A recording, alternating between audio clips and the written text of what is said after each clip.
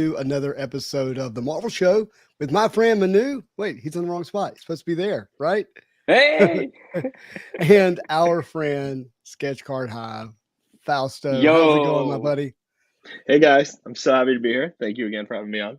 Yeah, everybody. it's so nice to finally all be together again. My goodness. It's been a while. Fausto's been busy. It turns out he was organizing this whole event called New York Comic Con. It was The whole event, everything.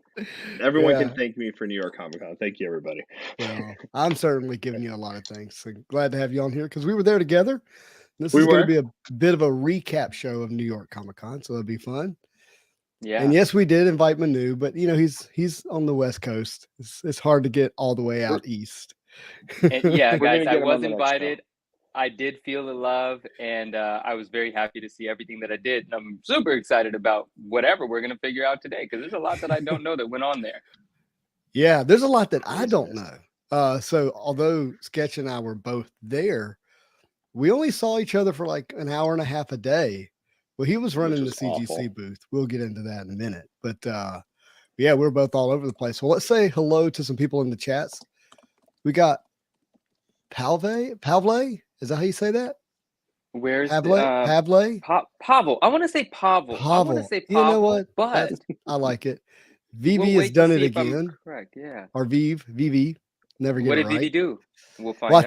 I think it's if my friend who reached out to me, Marvelous Packs is correct, is that they've got a Miles Morales release coming on Thursday at 10 a.m. Pacific Standard Time. It looks like Got one of it. those statues, not a comic book release. So if you're into NFTs, Marvel NFTs, keep an eye out for that on Thursday. I will be in the middle of giving a presentation. So I will not be able to pause the live presentation and say, hey, let me see if I can buy this NFT real quick. So I will miss out on it. Oh no. Otherwise, I'd be kind of into it. Chromos, let's go. Hey, how's it going? Norn, he's got a Galactus Silver Surfer thumbnail there. That's cool. Oh, that's kind of cool. Yeah. Eat Your Marvels here. I don't recommend it, but I mean, whatever you're into. Little Jeffrey Dahmer Marvel style. Well, we are what we eat, so that's kind of all right. Oh, that makes them marvelous. It keeps the penny sleeve over its skin. Silence of the Lambs, not so much Ted Bundy. But That's I'm more Silence it's of the good. Lamb It's good. myself. My pops is here. How's it going, Dad? Let's do it. Yeah. Ew. Whoa, West Coast Avengers or Dave Hey, Avengers. my man, what up? Best night of the Yo. week. But hey, look, what is it? Sunday night is pretty cool, and then Wednesday night is also pretty cool. And that what I Right? learned Yeah. on the on his Yeah. show. The Sunday Sit Down is his new show. We just did the first episode on Sunday. I was the guest. I'm so happy. Thank you, Dave. I really appreciate that. That was heck of fun. It was a lot of fun to watch. Awesome. Everybody check it out. You guys went through some Todd McFarlane material. So it's this huge oversized art book, right? Yeah. Yeah. I sent Dave a message. I was like, did you have to mount your camera on the ceiling just to get that thing in view? Because it was so big. It was massive. Like, what an experience it must be to just flip through that. Just have, some coffee and just sit there flipping through it. Like, Mhm. those original art pieces that are photographed in there, those are super cool to see. Super cool.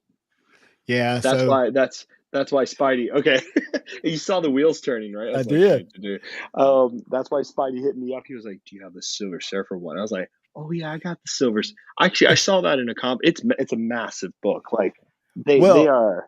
I was special, asking if man. you had it because it was like on sale for $25, and I was just going to Amazon it to you, like to your house Oh, address. dude. But of That's course, you too nice already of you, have man. it. Yeah, I already have it. I actually can't find it now, but Whoa, it's we near got me. we got TBC breaks here. Good evening, My man, what up? What up? Bad Wizard. Is there a good wizard? No, there's no such thing. Good wizards are boring. Bad wizards are the best. If he's a really good bad wizard, there's no good wizard. Ah. I literally have a whole book that I've written about good and bad wizards. The good wizards, both wizards, good or bad, have this thing called a dalme on their arm, and if it's black, if it's black when they're born, they become wicked. If it's silver, they stay good, and they don't have a choice. They're born into it, and Nice. the story unfolds from there. That's cool. Yeah, Very cool. Very Like cool to write. indeed. How was everyone's con? The con was great, and thankfully, I do not have the con crud. The con crud? What's the con crud? I hear it's COVID. a thing. Oh, Right? okay. Well, I mean, just generally when you're with a lot of people, you can get sick. COVID's not the only Oh, thing, for but sure. that's For sure. obviously For sure. a For sure. thing. But yeah, you could also get sick of people. That's what would have happened to me had I been in that crowd for 3 days. all right. So It was a lot. I was almost there. Not sick of the crew, but I was definitely tired. I was exhausted. Yeah. People were No, super. yeah. I mean, people that came by the Yeah. booth though were actually very nice. So it wasn't actually really bad experience. I want to get into my misconceptions about New York a little later. Okay. Because this Louisiana boy has some conceptions. I Yeah. totally forgot it was your first time in New York. I Yeah. didn't Isn't that realize special? we're taking the Uber from the airport, and Justin lays it on me, and I'm just like, oh man, I had no idea. I'm it was like your first asking time the in Uber New York. driver, "Can you roll the window down, please?"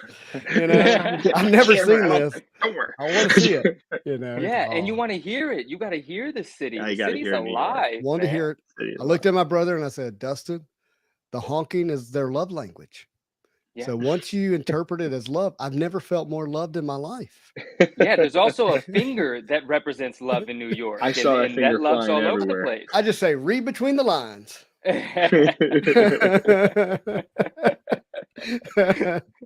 Actually, my daughter's taking sign language, and asked her, I said, "Have they taught you how to read between the lines?" And she didn't appreciate the joke, but I think that's hilarious.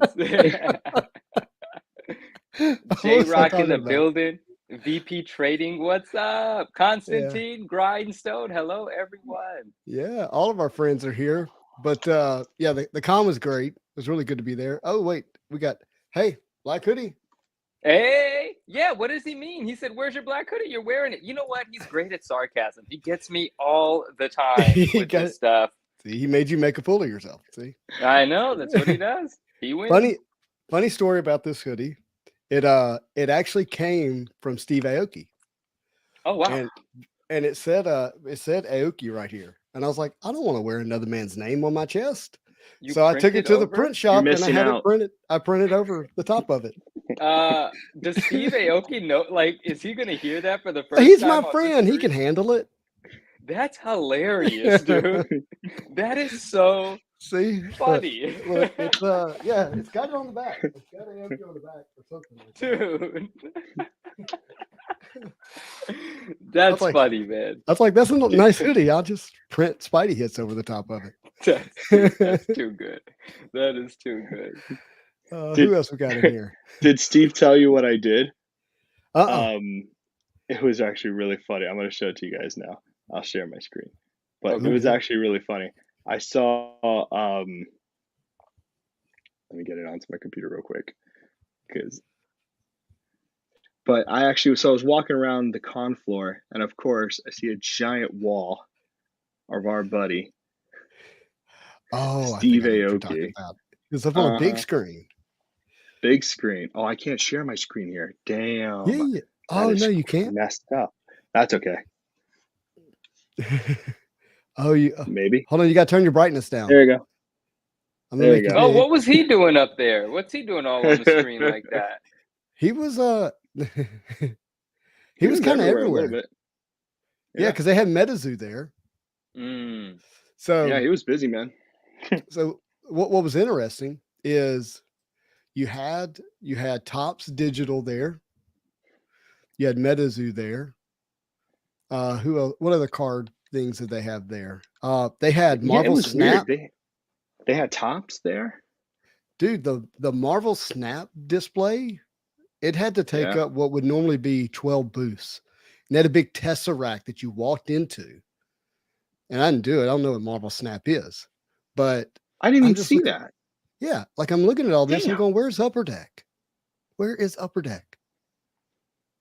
Nowhere to be seen. They didn't show up, huh? Wow. Had it not been for CGC and Alpha cards, there would have been no Marvel anywhere. No Marvel cards. They might have gone. I know they went big on San Diego, and I know they're based off on the West Coast, so maybe that's part of it. Because I don't know where Topps' office is, but I feel like it's on the East Coast as well. Well, Upper Deck's on the West Coast. In California. I think Topps is. Yeah. Maybe that's something. Matt Smith, what's up? Oh, we got an AF-15 cards. Look at this. Speaking Oh, of, no, that's what? I'm sorry, it's AJ-15 cards. Oh, that's funny. I see what I want to see, You see what you want to see. Yeah.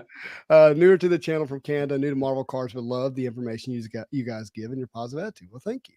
Yeah, That's amazing. Yes, thank you very much. love it. Outside of positivity, rivalry sports, where it says, "Wow, that could get you in a fight in the streets, tagging over someone else's sign." He's talking about you branding over Aoki's brand. Well, I think I can handle myself just fine. I think you'll be all right. Oh, he'd be happy. I think he'd be okay. I left the back. I love the fun Oh, stuff. Symbiotes by Nature, thank you so much. He says, "Good evening, gentlemen. My favorite show of the week." And then Matt Smith says, "Facts, Sim." Oh, Symbiotes by Nature. Well, thank you, both of you guys. That's very kind. So Norn and I both got you a gift. What? I'll show you mine. You can act surprised. That'd be good. No, I don't know. I know I got a gift. Yeah, You can act surprised. you can act surprised. Okay, well, you know one of them. All right. So one of them I know then, yeah. Yeah, one of them you know for sure. I'm gonna grab the other ones here. So at the CGC booth, this was kind of cool. They had a bag that you could reach into, and you could pull out a pin. Oh, yeah. And you could pull out a 9.8, a 9.6, a 9.2, and supposedly, like they were in there, like the higher ones were more rare, right? Okay. So I pull a As they should 9.8. be. Yeah. And I'm like, hey, I'm happy with the 9.8. But the lady that was showing it to me had a 9.9 pin. Look at that gold, man. Yes. Look at that. I'll try not to get excited because I don't know which one he's giving me. I said, can I trade my 9.8 for your 9.9? And she was like, I can't remember. I got it on video. Something like, I don't really need the 9.9. And you can keep your 9.8. I said, great, because the 9.8 is for me and the 9.9 is for the newsstand. I'm so happy. Thank you so much, dude. That's awesome. I saw the picture. I didn't know one was coming to me. That's amazing. Like, that makes me so happy. Thank you so much. That's incredible, dude. Thank you. And it's going to come along with this. You are giving me that thing? I am. Oh my God. Am I yelling too loud? Dude, Justin, thank you, my man. You have no idea. When Godly sent me the sheet for the Marvel store prior to the con, that's the only thing I cared about. Out of those mystery, I know there was the 2 mystery ones, and you pulled them. They're amazing. But that was the only one that I was like, I was on eBay about to grab one for like $30 some odd. And I said, you know what? Let me just hold out. Let me wait. And now look, I am so thankful. That's amazing. You have no idea. It's really cool. Very happy to give it to you. So you'll be getting these 2 pins in the mail together. So sick. Dude, thank you so much. Yeah, and we're going to talk more about these in a second, but Sketch also got you a gift. You want to tell them about it? All right. So I am so happy. Oh my God. All right. Oh, so Sid says I'm at least a 9.9, but he hasn't seen my rounded corners. So I was going to about this 92 masterpieces. Oh yeah, that's right. So I was going to surprise a buddy of mine also in the chat. Oh, Naj is here. Hello, Naj. Hi. Naj is here. So Naj will see hers as well. Because I got Naj something. These were extremely rare. I wasn't thinking, so if I forgot anybody, I'm very sorry. Hey, can I do this real quick? I don't think I've ever met anybody, and I'm not exaggerating here, that cares more about others than Sketch, because he does something nice for one person, but all he could think about is the other person that he maybe didn't do something nice for. Wow. And because he's just that kind of guy. You're awesome, man. But you can't touch everybody, especially in the speed that you're moving in this hobby. Yeah, you go to jail. You can't. Sorry, dude. Oh my gosh. I thought that was funny. I'm sorry. Snuffed him right out. All right. Nice table there. Okay, let's go. Thank you. It's about to get a lot prettier. Oh, let's see it. So my face hurts. There's something that came in. So I got Manu something. Oh man, dude, good camera. I love it. Oh snap! I love it. That was good, Justin. New York Comic-Con exclusive slabs. I worked with CGC to have these there because I wanted something exclusive, and they were awesome enough to do it. Man, thank and you he so is getting much. the Thanos. Dude, that's so sick. That's my first CGC slab. It's a special one. Yeah. And I mean, it's just it's special on so many levels, man. I appreciate it so much. Thank you. That is awesome, my friend. I can't show the back too much because that's your address. Oh yeah, okay. That's why he was zoomed in. Got it. Well, I love it, man. Thank you so much. Wow. Of course. I want to make sure people understand, like when something says sample, it's like when something says not for sale. Yeah. Yeah. And I don't want to overstate this, but that can be really important in the collecting space. Yeah. It's huge. Absolutely. When you add on top of that, this is the only way you were able to get these. Yeah. When you add on that, the fact that it's a con exclusive, that's on the label.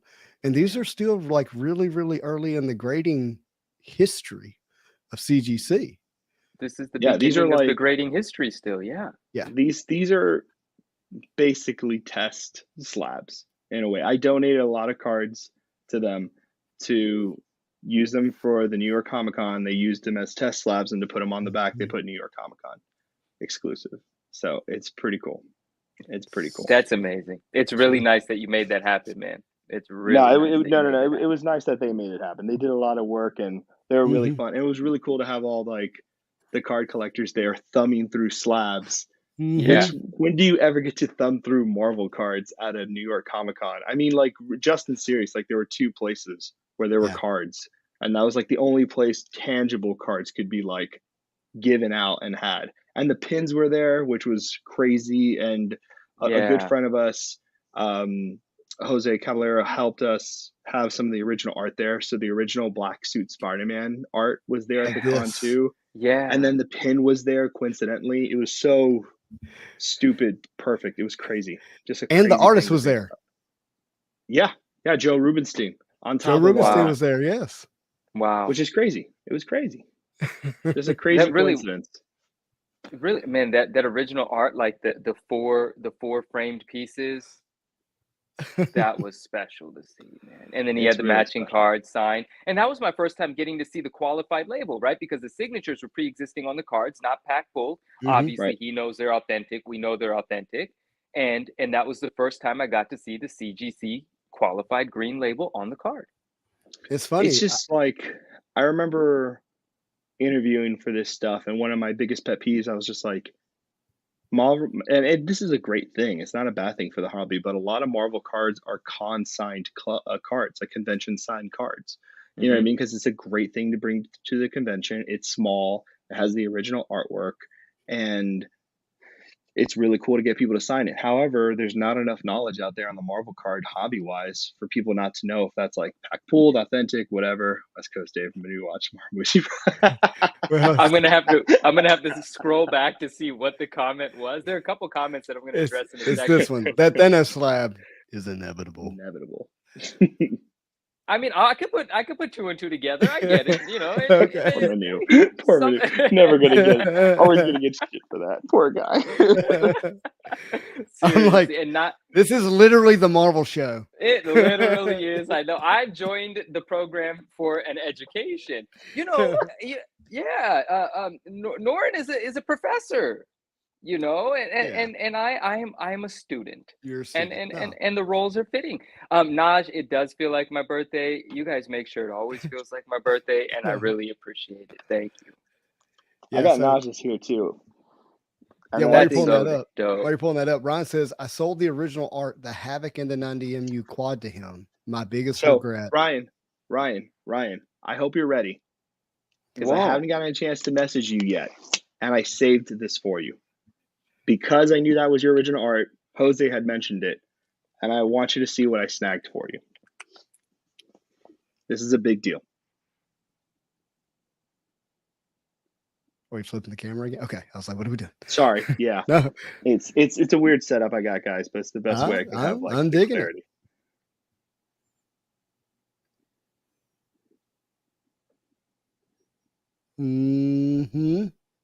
Very nice. Oh, dude. that a chromium Deadpool? Oh, wow. This is so good. And I didn't see that. I feel like you held out some of the good stuff on me, Norn. I had That's to. beautiful. I thought of Ryan. I saw it in the box, and I wanted to make sure I grabbed it for him. Well, Nice. I'm glad you got it for him. This is a good, Ryan's an OG, and I want to make sure I got him something because Ryan, he's definitely part of it. congratulations, my friend. So that's a good little segue. If everything goes according to plan, this Saturday morning for Saturday morning Marvel cards, going to be opening up a box of Flair Ultra X-Men. Ooh, The chromium. that's pretty cool. With the Marvel card crib himself, Michael Salters. So, oh, that's awesome. Oh, cool. Okay, great. Looking forward to that. Ryan says you are the man, by the way. So, yeah. So when I walk up to see the original art for the first time and I see those green qualified labels, I did not have any emotional response to that at all. Like I was perfectly okay with the green label right there because one was Stan Lee. It can't help but get a green label. Okay. There's very few pack pulled Stan Lee cards and in like comic cards, there's some MCU stuff. There's more of that. But yeah, I was totally okay with that green label. Thought it looked good. It was nice. It looked really good. I mean, honestly, I know the green label maybe is not super desirable in comic book realm, but there's such things as pack pulled autos. There's no like pack pulled comic books. Not really. I don't think there is. 9.9. You can correct me if I'm wrong. But Not that I know of. Like I don't know of any like. Say that again. Well, they've buy like, one that's signed. Yeah, you can, and there've been like limited signed things, pre-orders, get the signature. My brother, when we were kids, somehow convinced the store owner to let him buy a copy of Dawn, DAWN. Remember that comic book? It was very racy. Yeah. Racy. Yeah. And he buys it. We're literally in elementary school, not middle school, not high school. Like we're talking 11. Okay. At best. Formative years. And we're immediately at formative years. Love that comment, Dave Engers. Love that comment. Totally with you on that comment. Literally going through the book, and we're like on the second or third page, and it's signed. And it caught all of us by surprise. And I remember my brother taking it back to the store owner, and the guy tried to buy it back from him. So I don't know if like that was like a secret, thing that was put out in a regular distribution. That's cool. Maybe there was something like that. So they did a lot of promotional stuff. The green labels there is just to protect the hobby. There's going to be a lot of cards in the future. Where people are going to say, this is from the 90s. It was signed by Joe Jusko. We saw that video of the poor guy who thought he had a pack-pulled Joe Jusko signed card from 92 Marvel Masterpieces. Like, I don't know. But regardless, like you said, the signatures by some of the folks on those cards are unfortunately no longer with us. So, the only way to have those slabbed and encased, especially with the cards, is the green label. And he loved it. But if it's pack pulled, it still gets a blue label. Oh, look at that sexiness. And the truth about the green label, the truth about it doesn't look bad. It looks great. I mean, on a green Goblin card, it looks even better. That's right. But just because it doesn't look bad to us, doesn't mean. I mean, going down, people will forge signatures. We still have to have context when we're purchasing something with the green label. We still have to either be able to trust the source or, know the provenance, or whatever it is, right? We'll still have to do some due diligence, right? Because there will be some phony signatures in the green label. The green label is so that the company does not have the liability or is not telling you it's real. It's up to us to either have the confidence in it or know for a fact that it is.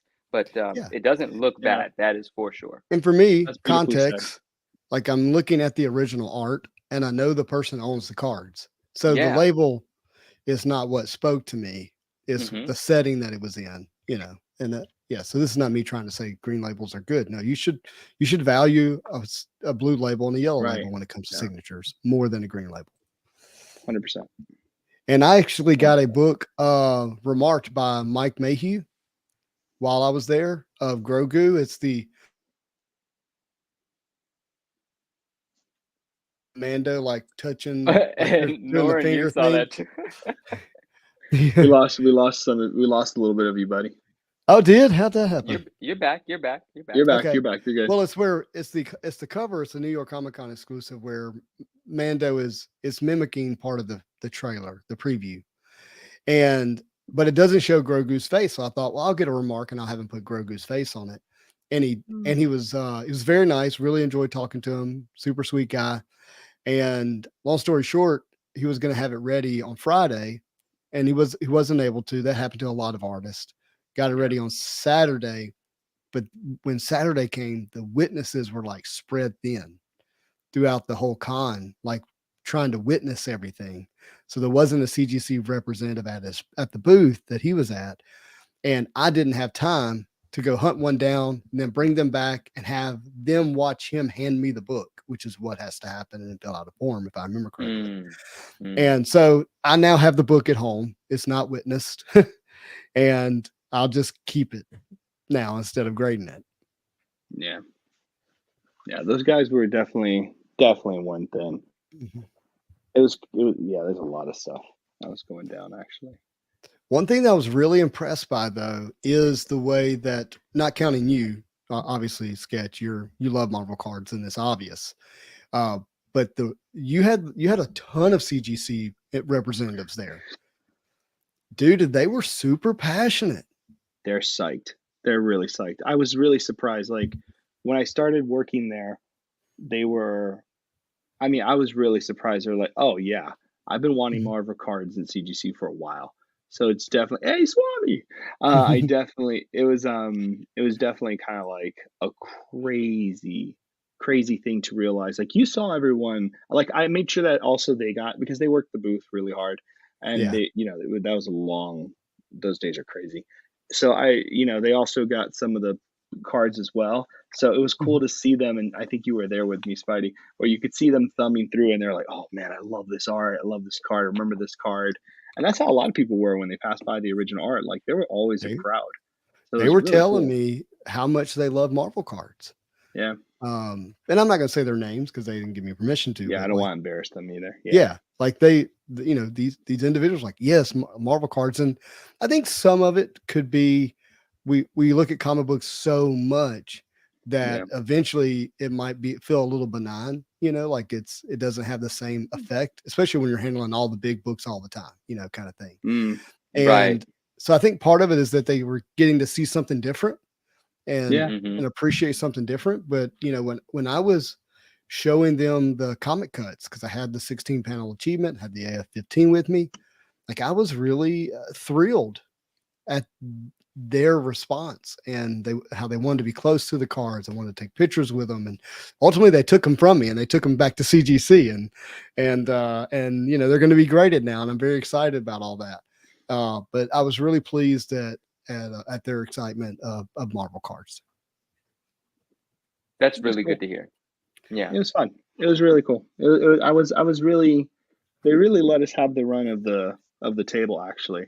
I was really honored by that. That was nice of them to have. Like I even sent an email when I got back to everybody, because I was just like they really did let us have the table. You know what I mean? Like it seemed that way. Yeah, it really did. Like I was really surprised. Like, and at one point we're like really close to Todd, and we're like looking at Marvel you were cards, not close to Todd, next to Todd, and you had just as much table space as he did, and frankly, you had the best view like back into the show.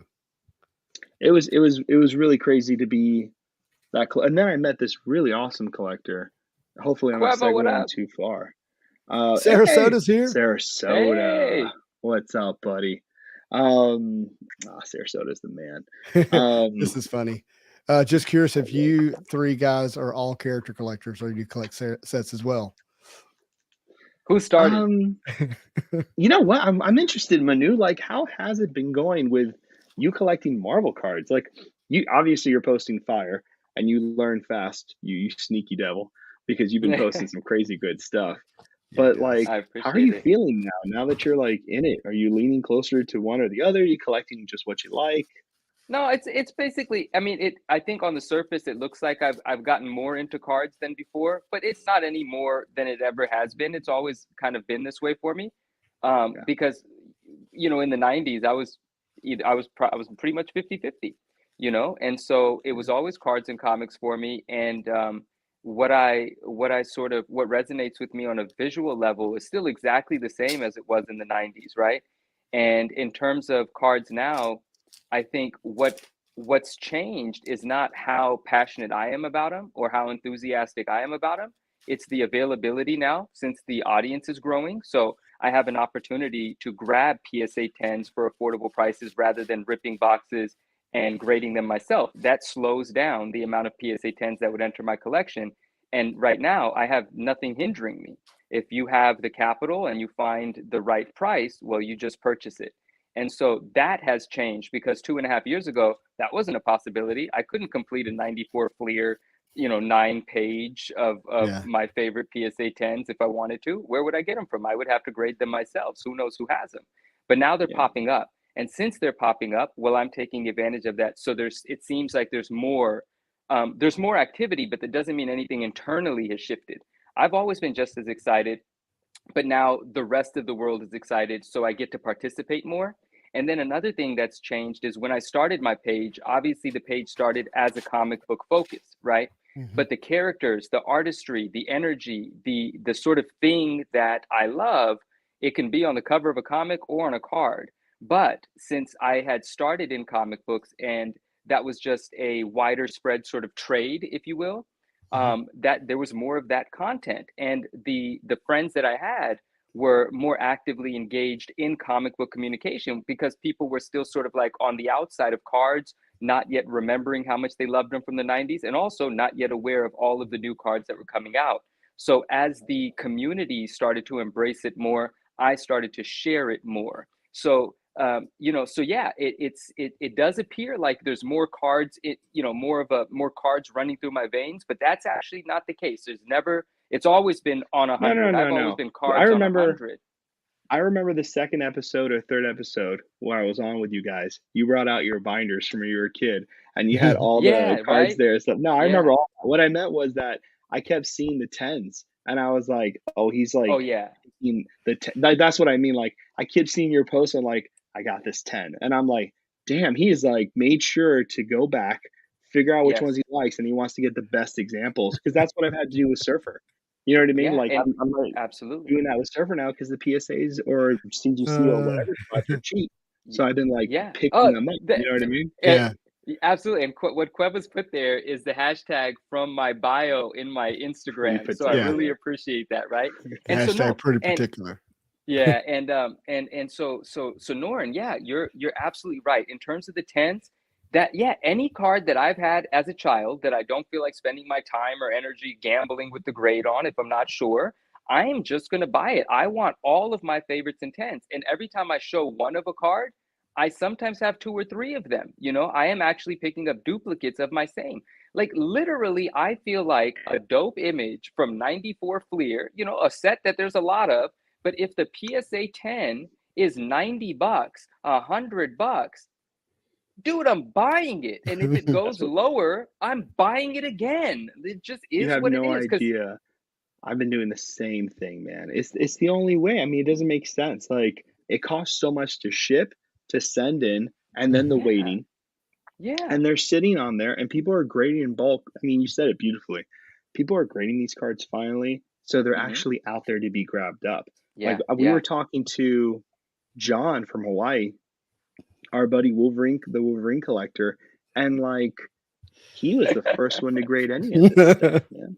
Sorry. Yeah, no, he was, dude, Particularly pretty. That's what it is. yeah. Oh, and to tie it back to the question that was asked about a character collector, I'm not a set collector. I have my sets from when I was younger, but I'm not Mhm. putting together sets anymore. And I'm definitely not doing like PSA graded sets or anything. And I am a character collector, but it's not isolated to one character. It's Spider-Man and symbiote related. So most everything that I have is Spidey, Black Suit Spidey, Venom, Carnage in that order. And that's probably going to be majority might actually be Venom though. The Mhm. majority of my PSA 10s and cards are probably Venom. Second is standard Spidey. Third is Black Suit Spidey. And then Carnage is probably fourth. And not because, well, it might be, that's sort of my order of interest. Well, maybe not, but it's because there's just fewer Carnage things than there are Right. Black Suit symbiote things. You know, there's more Venom in Black Suit Spidey out there than there is Carnage. But man, I'm having a ball, man, and I'm gonna keep going at this rate. And I'm trying to enter the environment. Oh, you weren't here when I showed this. I finally added this thing. Wow. Yeah, so this is a PSA 10 I've always been after, and it was always the challenge was just price point. I do believe this card should cost whatever it costs. I won't, I do believe this should be a pricey card. But when I saw an opportunity, because auctions have been ending a little low, auctions are sporadic these days. You can get a PSA 10 for $35 on some cards, which I just did two of the other night. I But love this it. card was a far cry from $35, but it was still hundreds and hundreds of dollars less than the previous sales. That's when someone like me says, I can finally get the PSA 10. I've got these in soft sleeves and penny sleeves and card savers and all of that, but I wasn't going to be able to grade my own out. And so super happy to have it. And I will That's the way continue to to do it, take man. advantage of these Oh, opportunities. that's great. So speaking of symbiotes, this hit eBay. Oh yeah, we got to. Okay, this is a fun conversation. All right. Okay, let's just make sure everyone knows what this is. This is a comic cut of ASM 299, but it's the image that's on the cover of 300.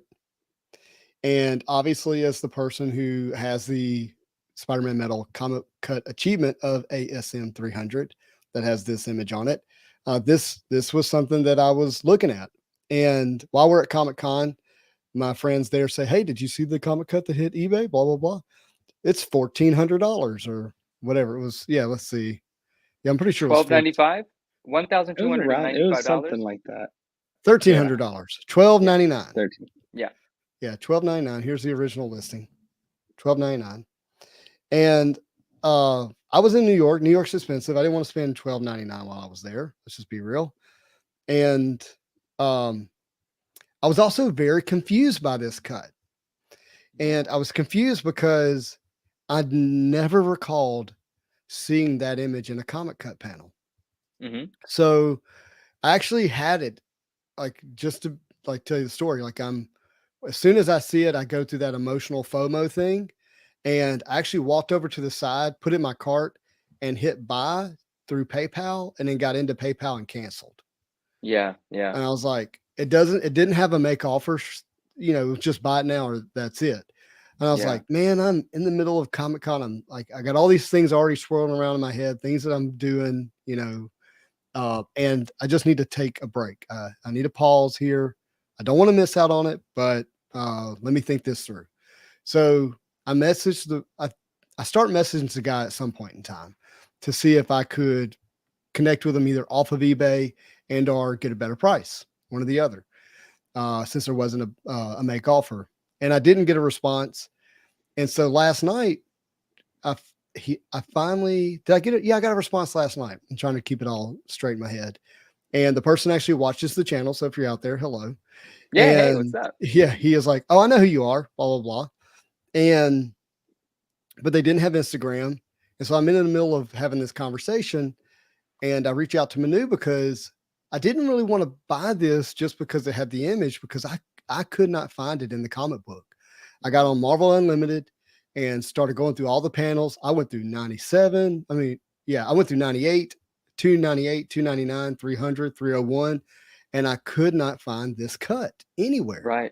Right. And I reached out to Manu, and he's like, well, I don't remember it, but I know some people that would. And but I think both of our 299s are slabbed up, so we couldn't open them up. And so at that point, Manu reaches out to someone, and I'm messaging them, and I'm like, I think it must be a preview panel. It must not actually be in the comic book. It's got to be a preview panel. And can I show this, Manu, since it was in our text messages? Absolutely. That's a screen. And I'll tell you how I found that. Yes, please. Yeah. And I'll tell you who I asked, because one of our friends is with us. Oh, sweet. So Manu sends me this. So obviously this splash page, which is huge, a huge splash page here. And look at the bottom right corner. That is a preview panel. It's actually not a part of the comic book storyline of ASM 300. Which is why none of us were familiar with it. We're like, that's not in $299. So first of all, I just like my brain just starts doing this thing like, is that really a comic cut then? Mm. Oh yeah, it's cut from the comic. I'm with It Sketch. still counts? I'm with Sketch. Yep. So anyways, in the middle of that, like while he and I are having the conversation, he's like, "Oh, you bought it." And I'm like, "No, I didn't. Somebody bought it." Like in the middle of us going through the process of figuring it out. I So sent you the screenshot and I was like clapping or sending you the emojis of like, come to me card. And no, it wasn't you. And it wasn't me. I thought it had to have been, I thought it was for sure you, you know, like that's just what I thought. Yeah. Yeah. I couldn't get to 1300. Not today. That was, I'm not mad at you for not getting to 1300. I you know, I like to value things high, but I was like a $2.99 comic clipping. You know, it's because it's the ASM 300 image, and I undervalued the fact that that's the 300 image. So that significance is definitely what gave it that multiple. Because I think a comic clipping from $2.99 is probably trading between $200 and $300, depending on what the image is, right? And so the interesting thing that happened when you sent me that message, and you were like, "Is this from $2.99?" Or you showed it to me, and I saw that it said $2.99. My response was like, I didn't even know that was in $2.99. You're like, yeah, exactly. What's going on? So I messaged West Coast Avengers. Yeah. Right? Because Dave and I you just went through the whole book. The whole book. And I said, dude, is this in $2.99? And he was like, no, I don't think so. And I said, I don't think so either. So I messaged Andrew, RS Cali RS, you know, A Matthew, who's usually in the chat with us. And I said, is this from $2.99? And he goes, no, I don't think so. And I said, well, that's all the confirmation I need, right? But it occurred to me one time I needed to look through the interior pages of a book to verify something, and I didn't have the book available. And when you go on like Google and you do like page by page, it takes you to that Marvel thing that you got to have a paid subscription for or something. And I don't have paid subscriptions. Everyone knows that. But I remembered people on YouTube do flip throughs. So I went to YouTube and I Googled $2.99 flip through, and that image that I screenshotted you is just from somebody's YouTube video. Oh, wow. I didn't think about that because I did everything you just talked about, but I do have the paid subscription, and it didn't have it either. It didn't include the preview page? Include the preview page in the Marvel Unlimited, which, you know, makes sense, you know, but man, so I missed out on it, but I did pick up this. Dan bought it. Oh, no, he didn't. He no, Dan's kidding. He's kidding. Oh, that's sick. I got that for $100 at the con. Oh, that was my one card pickup.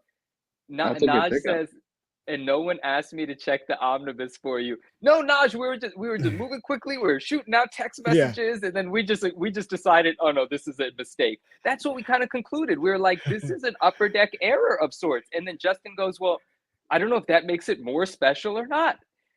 And it's a tough question to answer. Now we don't have to answer it because someone obviously saw the value in it and snatched it up, and good for them. Yeah, but and look, if you're out there and you bought it, I imagine I still have something that's more valuable than that, and that you would want.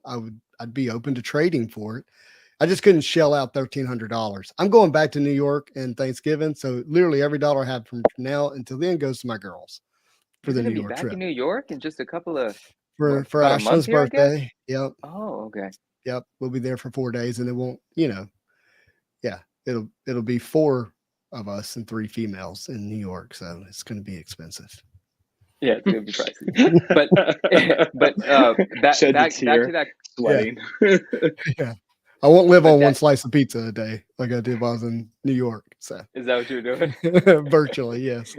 But no, the card is beautiful. Congrats to whoever, you know, purchased it. And yeah, I'm sure there's a trade possibility there for sure. But cool card. And it's just fun. I like the whole story from last night to now. Yeah. You know, I think that's funny. Yeah. Yeah, I'm a little sad over it, but yeah, I don't want to be too sad over it. But hey, we didn't show these. These are the other pins. I want to say, dude, the video that you did of ripping open these was one of the most fun videos ever. It was like short, it was full of energy. And you know what? You don't see Neo smiling like that too often. Yeah. You don't see Neo with that sort of energy too often. He's a very serious man, right? Yeah. But this was just fun. You guys are ripping packs, pulling 5 of the same ones in a row, high-fiving when you guys hit the mystery. Like, that was fun, man. Well, you know, Marvel cards have a way of bringing that out. Yeah. That was cool. I still need Marvel cards do, I think I still need one of them. I need that one. Dude, that one's so sick. Ooh, I have that card right here. Awesome. Yeah. That's the card I'm missing. I have an extra black suit. If anybody Here we wants to go. trade. Look at that. We're That's- twinning. I love that We're card. twinning. I love that card. That's so That sick, card's dude. They did amazing. such a good job. Hey, you guys noticed something extra kind of cool that Green Goblin card wasn't the actual image from the card. That was Sketch that called that. I didn't call That's it. pretty cool. The pumpkin okay. also is its own pin, which is really cool. It's got three. that- It's Those mystery ones, it's so dope that the mystery ones were Carnage and Venom battles. Like, that's sick. They did a great job. Whoever decided those things to make the card backing, the pin backing the card, make it something that independently is dope, together is dope. I know Neo showed this. They didn't skimp on the metal either. Nice and hefty, huh? That's really cool. And the price point was $16. That is not crazy. That is a good price for a pin. And max 10 at a time. So you could, they were not tagging you and you couldn't get back in line. Like if you want to sit through the line multiple times, you could have got 10 at a time, but they max it at 10. All right, here's so these two are really hard to hit. So whether or not they accidentally like left the bag of these in the back or something, I think that's what happened. I think it was even. But they left one. Yeah. Oh, that CGC rep did say they misplaced a few bags, so there could have been a misplay. I mean, not CGC, Marvel Shop rep. They did. They didn't have the lanyards at all. They couldn't even find them. So, the mysteries are these, the dual, but we hit these at a far higher rate than either of the red suit Spideys. For whatever reason, somebody may have. You know how these things go at cons. People like to sell on eBay. Keep a bag or two for themselves. What? There's drama at cons? Stop making stuff up. Oh yeah, you can. Like, I don't know where those lanyards are. Check eBay. I'm kidding. The Marvel store people were nice to me. No, it seemed like everybody there was having a great time. It seemed like the energy was super dope. Mr. Collector, I heard anime was a huge part of NYCC. Is that true? Yeah, they had a huge presence. And I was just thinking the whole time I was there, I was like, Marvel anime is far more important than we talk about. Anime is super important. Oh, Marvel anime. Okay. Yeah. And it's so hard not to say stuff where it sounds like you're like hyping or pumping or whatever. And so I'm attempting to choose my words carefully here. As someone who doesn't own a lot of anime out there and who would like to own anime. And I know if I say anything, it's going to get expensive. If you think about the scale of anime globally, like there's a lot of people that really enjoy that art. And there are important artists in that segment, of art, of anime. Yeah. Marvel will be coming out with a new anime set. We don't know who the artist is yet, or artists is with an S, however you say that. But Peach Momoka was the first. And what an important artist. And, I think that set's going to be looked at down the road as, something quite special. I don't know that we'll look at it like a first masterpiece set, like a first anime set, but it might, and it could be even bigger, when you think about Marvel cards going global. I think anime will just have I think the thing to say about anime is that it's just going to have a legacy. Like it's going to be a staple in Marvel cards, like masterpieces, like Flare Ultra. And I mean, I remember when we were talking to Upper Deck back in the day, they were asking questions, Ian and I, and then the Facebook group a long time ago after anime. And we were all just like, treat it like masterpieces. One artist, they do the whole set. And every year have a distinct look and make sure it's someone who actually has that cultural and, artistic background of dealing with Japanese animation, just so it has that uniformity and those themes. Yeah. I think it's just great. I think it's great. West Coast says anime and it's manga. I say manga. Manga is how you say it. Manga is the highest selling genre of comics in North America. Whoa. It's fascinating. I know that they're Sketch. What do you say? Sorry. Well, I was just say, I know like when it comes to not what are those books called when they're Oh, when comic books are in a, a bigger book. What is it called? Omnibus. An Omnibus. Yeah, Not Naj was talking about him. Yeah. Yeah. And then, but there's another word. And I just Oh, a can't think of trade it. paperback? You just mean a trade? A TPB? Graphic novel. There we go. Oh, there you go. Yeah. Thank you, Sydney. Hey. Yeah. When they're in like a graphic novel, a lot of those those anime manga books sell as graphic novels. And so I wonder if he's lumping those in that sell. That's what I'm getting at. Gotcha. Pax says, yeah, we know the artist for the next anime set, but peeps are supposed to be quiet about it. Oh, we know that? I don't know. Fascinating. What do you say? What? He said we know who the next the artist is for the next anime set. I don't know. What's going to reveal? I hadn't heard a peep. Interesting. I want to. I'm sorry. It's pronounced manga, not manga. I mean, but like, I love that. Game set magic. That's funny stuff. That's good. I love it. Just really quickly, I'm going to backtrack to a comment here that I don't know if you put on the screen, but it was Alonzo. Leon was just being funny. Leon said, they left us out, Alonzo. And Alonzo said, nah, fam, these homies, they've done more for me since I've met them, and I still have to find ways to repay them. I just thought that was a beautiful comment, man. Yeah, I'm looking for it. Yeah. It's a little higher up. He just said, you guys. Who did we leave out? Oh, we had a bunch of comments go by. Goodness gracious. No, we had a bunch. Yeah. No, Leon was just saying that they left out Alonzo and him from NYCC, and Alonzo's just saying, nah, man. Alonzo's the best. Here we go. Love to say Alonzo. Yep, he's amazing. Yeah, and he's done some stuff for us too. No, he's awesome. Lot, man.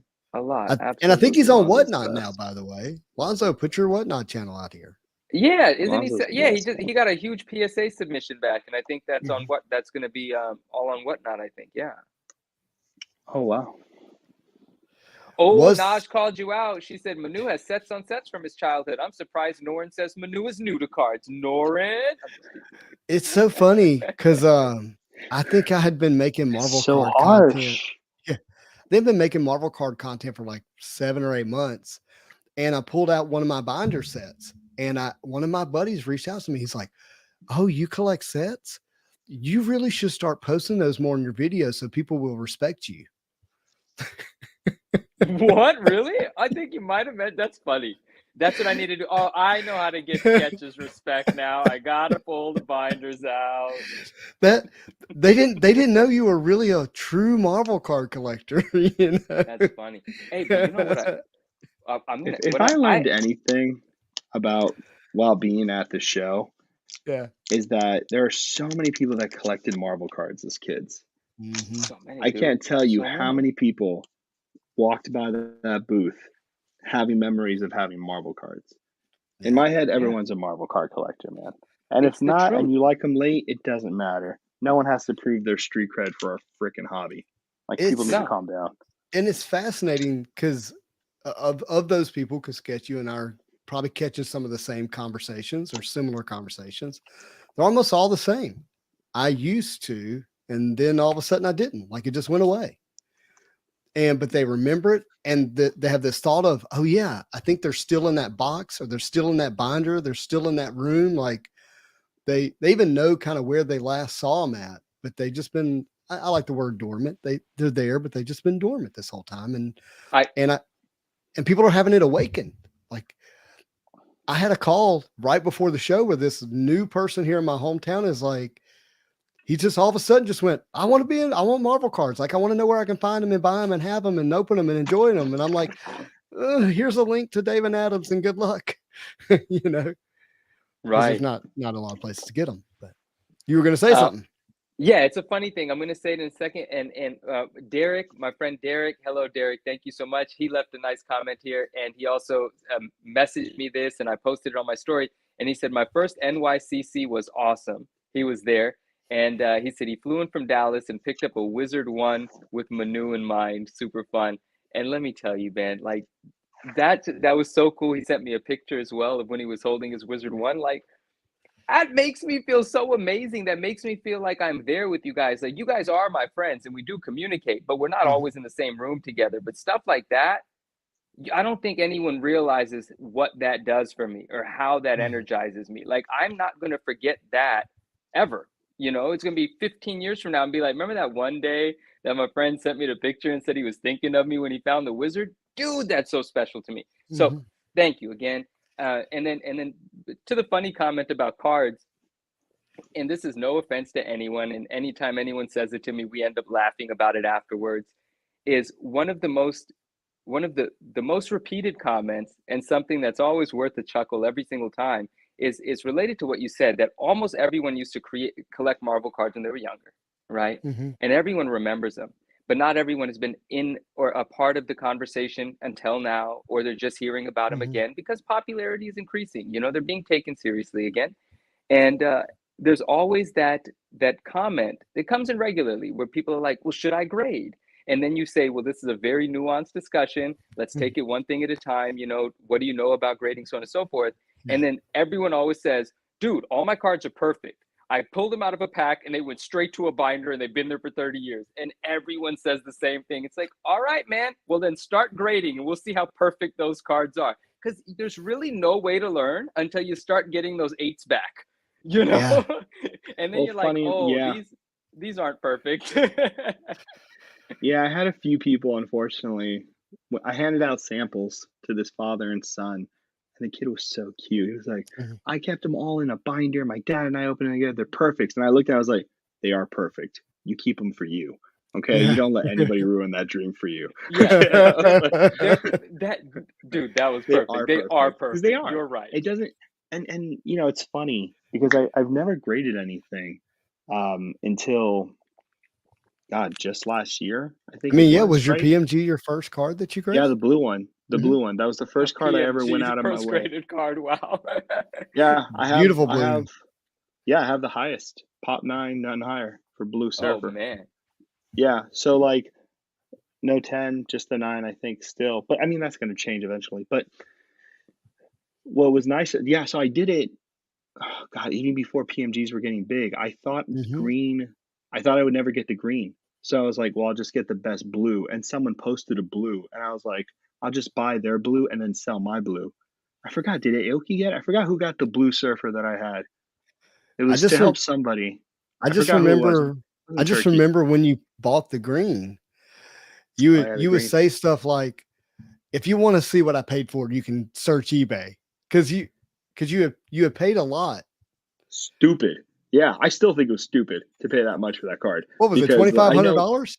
Yes, I still think it's stupid. I know. I still think it's dumb, but whatever. But like, I just watched a green beast sell for close to that. I know I'm the idiot. I know I'm the idiot. It's not everybody else. It's me. No, you're the smartest guy in the room because you pay $2,500 for it and you're done.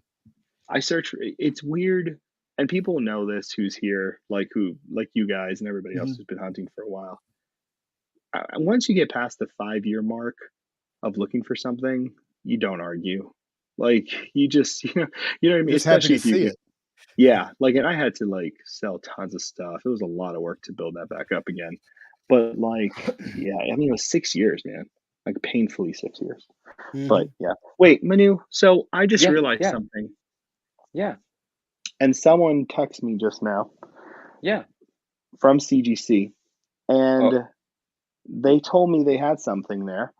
And I just realized, so I realized you're not so much a Thanos collector, are you?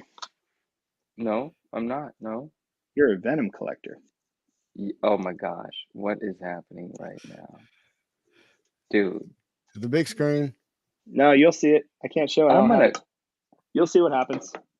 Dude, I'm gonna We'll do a mail day reveal. When you get your package, we'll do a mail day reveal. Everybody. Yeah, you're gonna have to tune in until next time.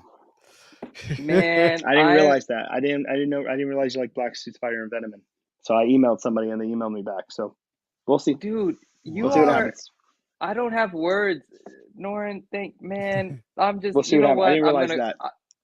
I'm gonna call you and cry on the phone with you later, man. Everyone doesn't need to see that. Thank you, dude. No. Wow. So don't forget, mail day reveal. So when it gets, you Man, wait for a Tuesday, so I we can love do it. it together. Dude, I So love you can it. see I it. love it. I love it. You got it. He's Wow. he's making a note. It's going to happen. You already know. Can you put Make down a there to note. watch You Iron can Man? see it and enjoy it if you want, but like I want to Don't make sure ruin you the share it. moment, Justin. Hey, Bryce, thank you. Whoa, what is Bryce up to? Bryce, we're going to get back to Big Hits cards here in a second. Topic for you Bryce. guys. How is the best way to get original Marvel card art? Also love seeing the show. Well, hey, Bryce, you were right on point because I did want to show this. I'm going to show everybody here today. So I did get some original art. This was my biggest purchase of the show. Simone Bianchi was in New York. Dude, and that piece is so incredible. I'm sorry. Oh my gosh. Yeah. So this is a commission piece. It's it's original art, but it's not like a comic book art Published. or published art. There we go. That's a great word. So it's not what Bryce is asking. Okay. But I'm showing this because I wanted to show it. I had to tee it up. I wanted to show it anyways. And talk about Simone, who is an artist that is published regularly. Like he is a blue check verified global artist, not just, domestic. Like he's famous all the way around the world. Yeah. But man, so I got a chance to buy into this meet and greet where we got to have breakfast with Simone for 3.5 hours. And I actually had to leave. I was like, I'd only planned for 3 and I had to run out of there. But 12 of us got this opportunity to pay to be there and to pay to get a piece of a commission from him, which he doesn't even have a list now. Like you can't even get on a list to get his commission work. So this was just a super special opportunity. And they told us that he was going to go do profiles and that it was only going to be almost like a prelim, like no more than 4 colors. And so I thought I would go with symbiote suit Spider-Man since he only required 2 colors and maybe he could do something, add some flair with the other 2. But oddly enough, he decided to go the other route. He was like, since it was so simplistic color-wise, he's like, I'm going to give you almost a full body instead of a profile shot. So I got this. So I don't want to say cheated the system, but it did work out. I thought I got a pretty nice piece because of it. Killed it. Absolutely killed it. Everyone got great pieces, man. Oh, they're all everyone awesome. Keith's was it Alex? No, Jacob. Do you have pictures of the others? Do you have pictures of the others? I can get them. Yes, stay right there and I will have them. I think someone posted in the group. This piece though, this work here is electric. It's really crazy. Like it's really nice. I like the energy. I like the stance. I like the full dude, emblem, look at the and detail. I love what they did with the legs. Yeah, exactly. Look how he fades out that gradient's not a gradient. That is just design work faded out. Like in the Spidey sense, it's electric and it's electric. And the truth is, that is just the photo I took while sitting at the table with him. I am going to take a better photo that, we'll actually get to appreciate it even more. But I was very thrilled to get it. But let me tell you, he did some other killer pieces and they're on one of the Marvel card groups. So I'm going to look to pull it up and share it with everybody. Swish Rips put a picture of Santa and said Sketchcardhive. You're right. Well, and if you don't know who Simone is, there's a chance. He is the artist from 2018 Marvel Masterpieces. So this is my buddy Daniel's piece. So Daniel is a collector of Husk. And it's so funny. Simone received the request to do Husk. My goodness. He went, you misspelled Hulk. And he's like, no, the character is Husk. So he had to look him up. So Husk is a character where she rips off her skin like peeling a piece of corn. And whatever she needs is what's revealed. And it's like, it could be her self-defense or whatever. So if she needs to be like solid, she might be steel or stone or whatever. Oh, hold on a second. What's this? Spidey, I have some sketch cards coming your way soon. Well, that sounds exciting. And that's the second time he sent that. Yeah, he sent that message twice, so it's serious. Because Well, I I saw that saw it earlier this as time. well. Yeah. That's sick. That That's a is awesome. really great. That's really. I haven't seen that one yet. That's actually Isn't really. I that didn't realize so Dunn got that. good? I didn't realize Dunn got that. Dunn's holding out. Dunn's Didn't holding tell out. me. He's Yeah, holding Oh, out. that's Valor? That's Daniel Dunn? that is our Yeah, boy. Yes, it that's is. Valor. That is Daniel. So let me Tricky. let me find the other ones here. Give me a moment. Then to stop sharing and go find it. And let's see. Is I can this probably find it. Facebook? This is what Facebook looks like? I didn't know Facebook was gray. I think I probably wish. have. I have used to be one of I have those a dark people. filter. I I like used the to be dark one of those filter. I people can't. that didn't know what Facebook was, and I'm so sad that I know what Facebook looks like now. You have to. I used to be better. I used to be Unfortunately, better. you card I love that. purists live on Facebook. All right. Here's the other one of the other ones. This is Miles Morales. Oh, very And nice. now this is Mike DiTilio who put all this together. This is his girlfriend's piece. So I think he got a little extra flair. So Man, and I have yet to see that. Oh, look at that one. Let's. Isn't that awesome? Oh, snap. I'm waiting for it to come on the big screen. Oh, that's sick. Is Oh, it that's on the big great. screen? No, Okay. no, it is. Sorry, I'm the delay on my other screen. Oh, on the other side. Yeah. So Yeah. that's a sweet piece. So that's one. Super sweet. That is not one. No, it certainly isn't. Guys hating on some Aunt May. Man, that black suit Spidey though, dude, I'm telling you, that thing It's dope. is different, man. They're awesome stuff. Let's see if we can find it another way here. Are these on standard size pieces of paper, 11 by 8 or They're whatever they are? 8.5 by 11. Yeah. Right. Okay. It's not popping up anymore. So maybe that was. I can find one more spot. I'm gonna find it. Okay, guys, give me a second here. Because I done messed up again. Oh no. they shared a group photo with everybody, but I'm having trouble finding it. All right, I'm gonna stop sharing and then I'll find it. But anyways, they're really, really cool pieces. But original art, you have to be really plugged in, is what I've learned. Because because artists have different ways. Yeah, artists have different ways that they make their art available. And hey, Sketch, let me give you my experience of it because it's a lot less experience than you have, and I'm curious your response. So I still feel like I'm a noob when it comes to a lot of this, especially the original art stuff. But you can do your best to know the artist, but the big artists, even if they talk to you, even if they make themselves available to you, they don't even make their art available to people. They typically work through some type of middleman or intermediary or some type of mediator of sort. And you might as well call them an art dealer, right? And you got to have those relationships. And it feels tiered to me.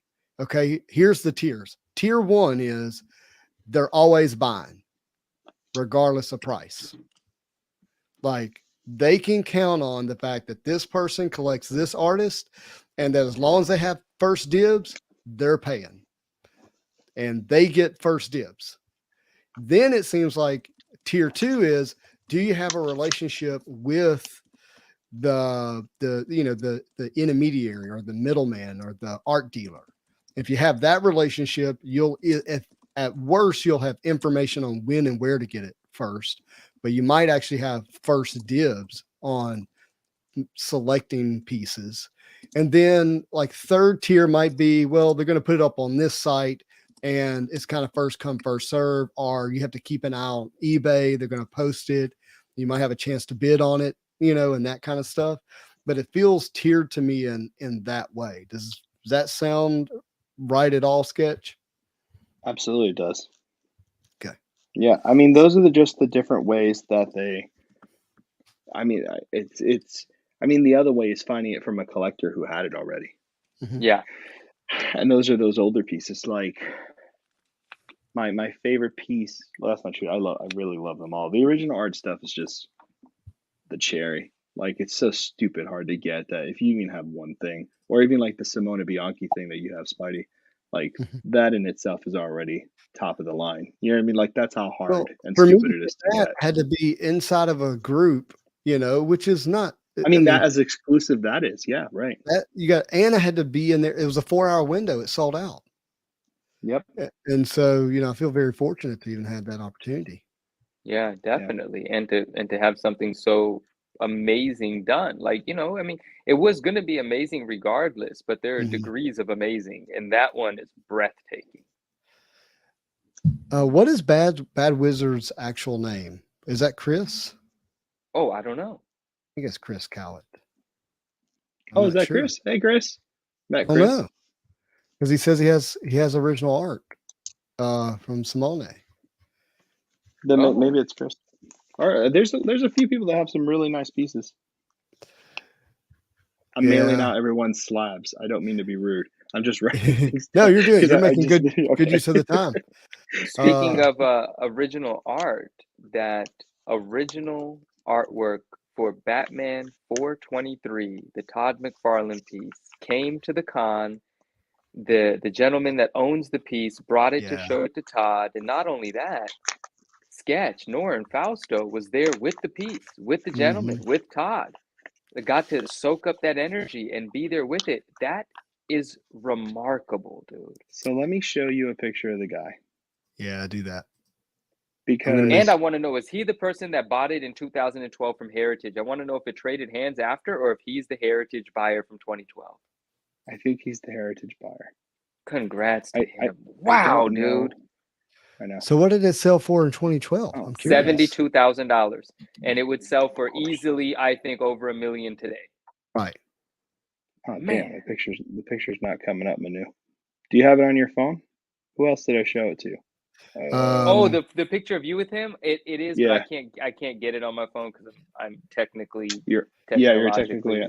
Okay, I can share it here in a minute, but I'm gonna go ahead and finish showing. I found Chris's stuff, so this is his. Yeah. Oh yeah. This is his Doctor Strange. He's a Doctor Strange collector.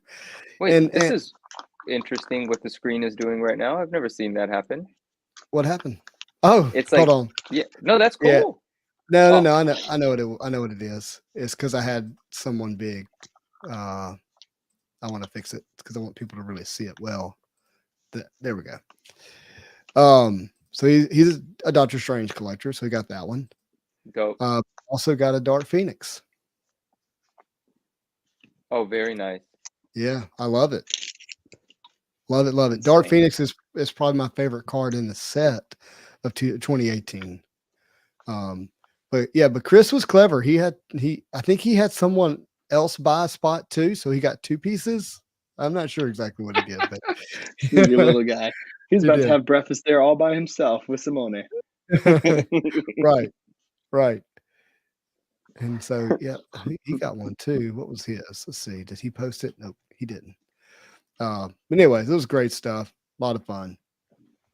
Oh, Naj is loving them. Mm-hmm. Yeah, they're really good. Simone Bianchi. And he I know you pay for both. I know that. I know you pay for both. It wasn't that good of a sneaky thing. Yeah, I'm thrilled for you. It was actually a great value, in my opinion, to have 3.5 hours with him. We got to hear a story and learn about him, and but he actually corrected, or he acknowledged the correct pronunciation of his name, which is Simone Bianchi, like Key, not Bianchi. It's spelled CHI, but it's like Key. So I thought that was interesting. Simone Bianchi. M. Fuller says, Norn, is that Shania Twain I hear in the background? Do you have Shania Twain playing right now? I hate him. I hate him so much. There's a crazy Shania Twain story. So, okay.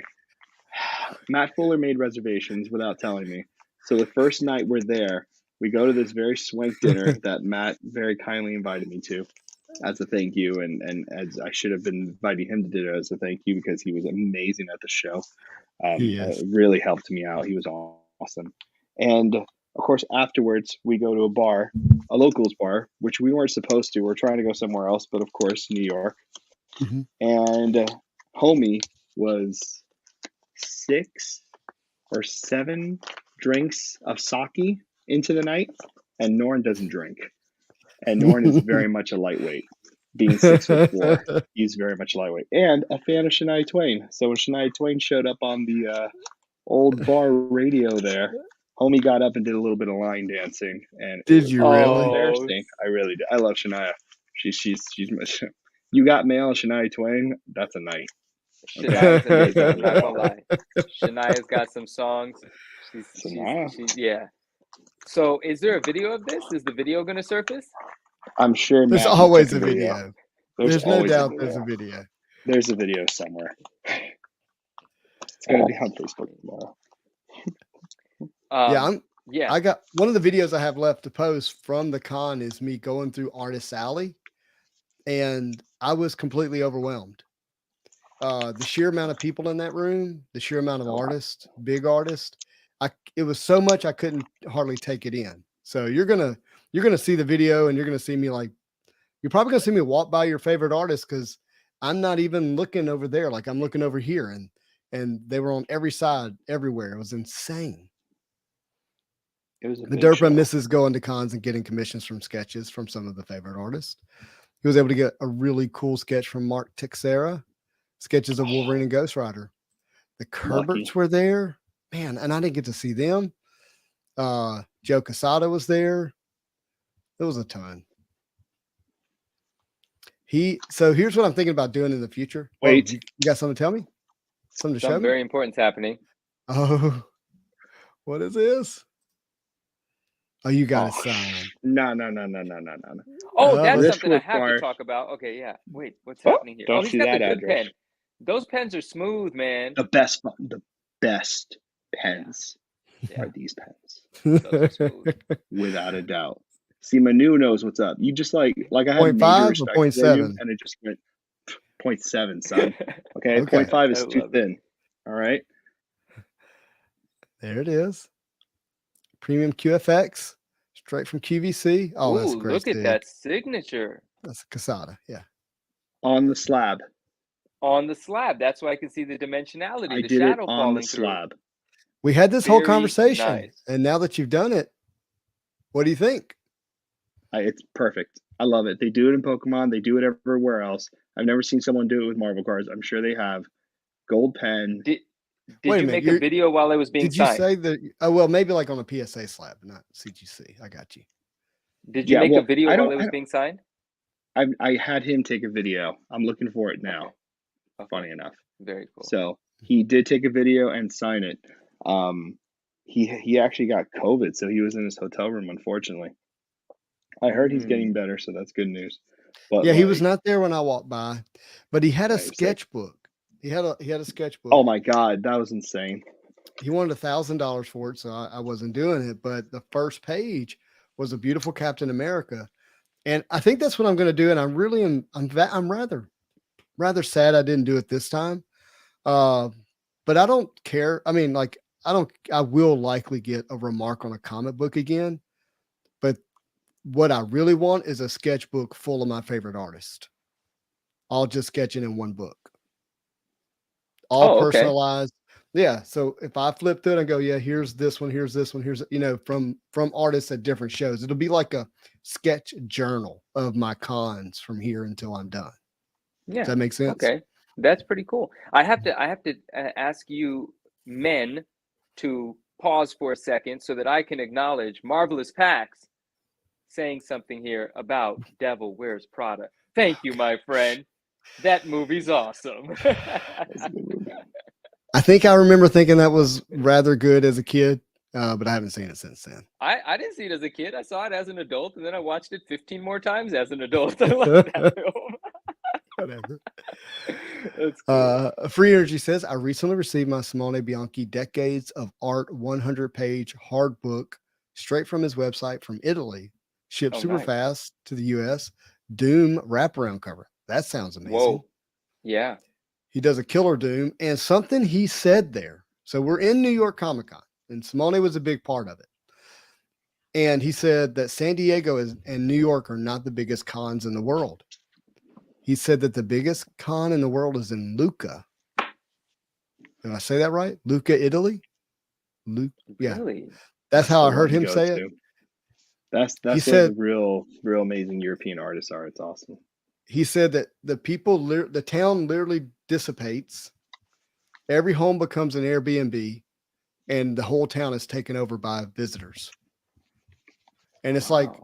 I think he said it was like in a castle. Anyways, I don't want to misspeak because he speaks very fast. but yeah, he said that that's the largest con in the world, and that we should try to make that trip. Oh, West Coast Avenger says the sketchbook is the way to go. He loves his. And if you get to at the end of the video from Sunday, yes, the Sunday sit down on Sunday, he actually pulls out his sketchbook that has an original sketch that McFarlane did for him.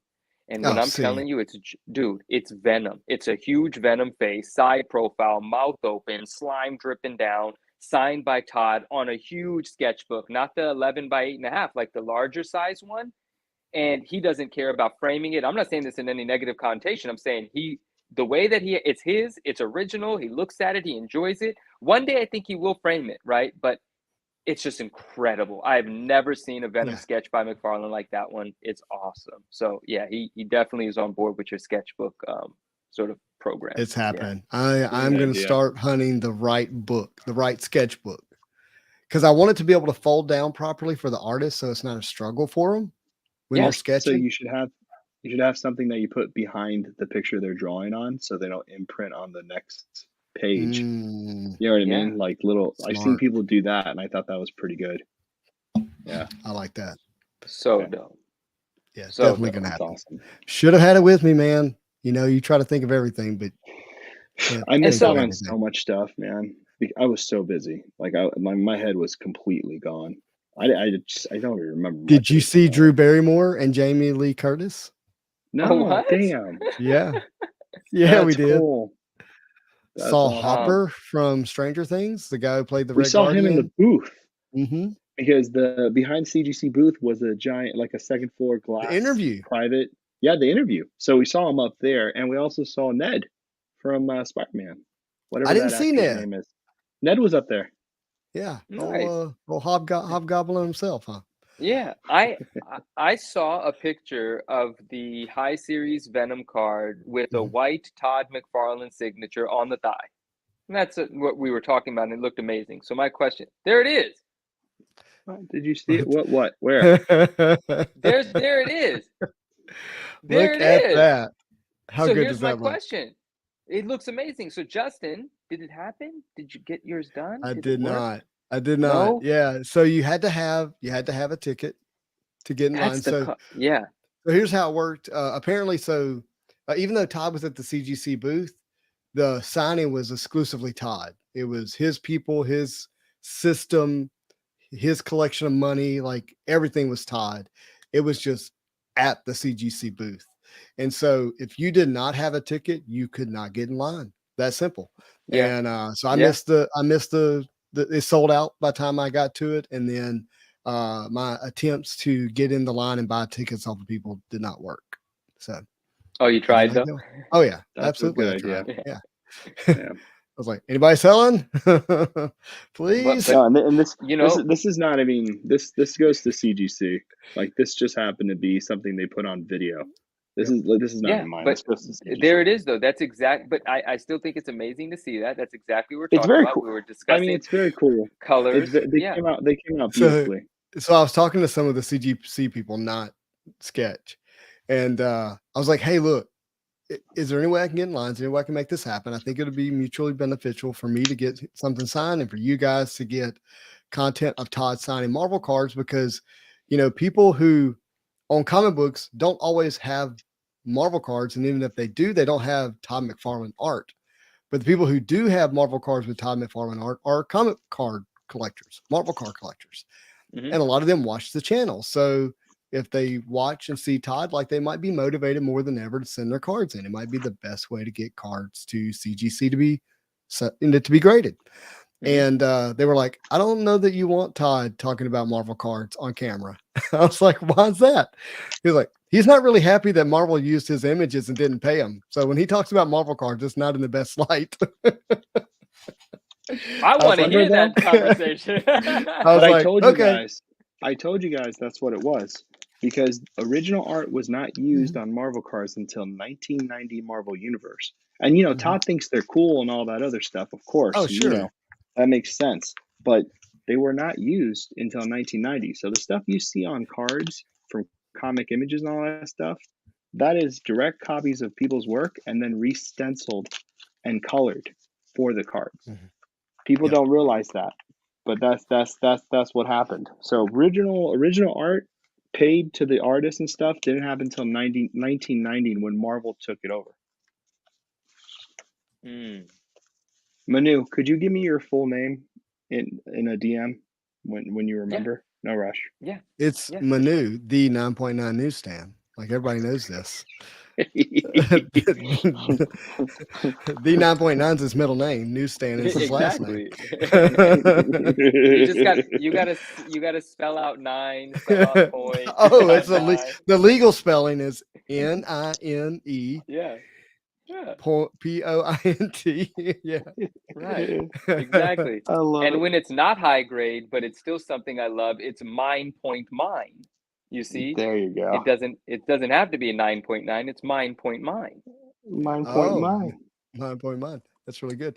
West Coast says overall that's why Todd left Marvel. They used his images and not only not pay him, he never got comps. So yeah, and I get it, and I could see how seeing that would cause him to relive that pain. But yeah, I still want to. I still intend to send some cards off to get graded, so to get signed by Todd. See Todd, sign Todd.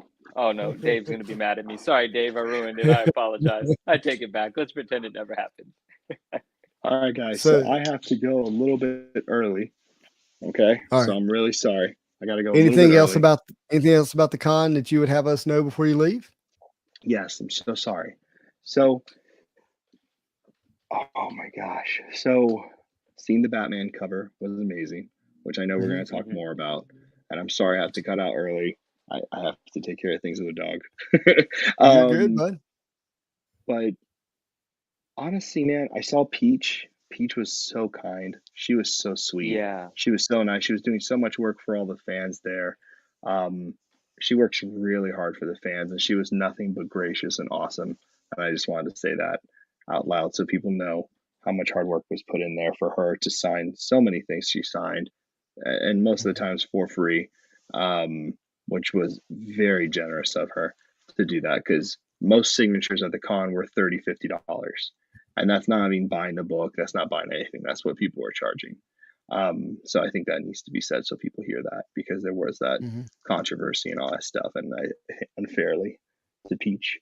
Okay. But honestly, I just wanted to thank all the Marvel card collectors that came out, and Trade Night, and just the crew and everybody who came out to the booth. And you put out a trade night on Instagram, and we had people we didn't know and have never met. It was crazy. That showed up. Greg who showed up, and Greg, and it was just like it was really nutty. It was really cool to see everybody there. I hope people enjoy the sample slabs who came and got them, and I hope people enjoyed seeing the art. And you know, this has been like a dream of all of us in the hobby to eventually have an actual display for Marvel cards. Because I mean, I think I can say this with everybody agreeing. You go into any comic book store and ask for Marvel cards, you're going to get a weird look. You know what I mean? Like, you're not. I think I got a shoebox in the back. Yeah. Right. Exactly. Things that I tossed away, and now we're being represented at arguably one of the biggest booths at New York Comic Con from CGC.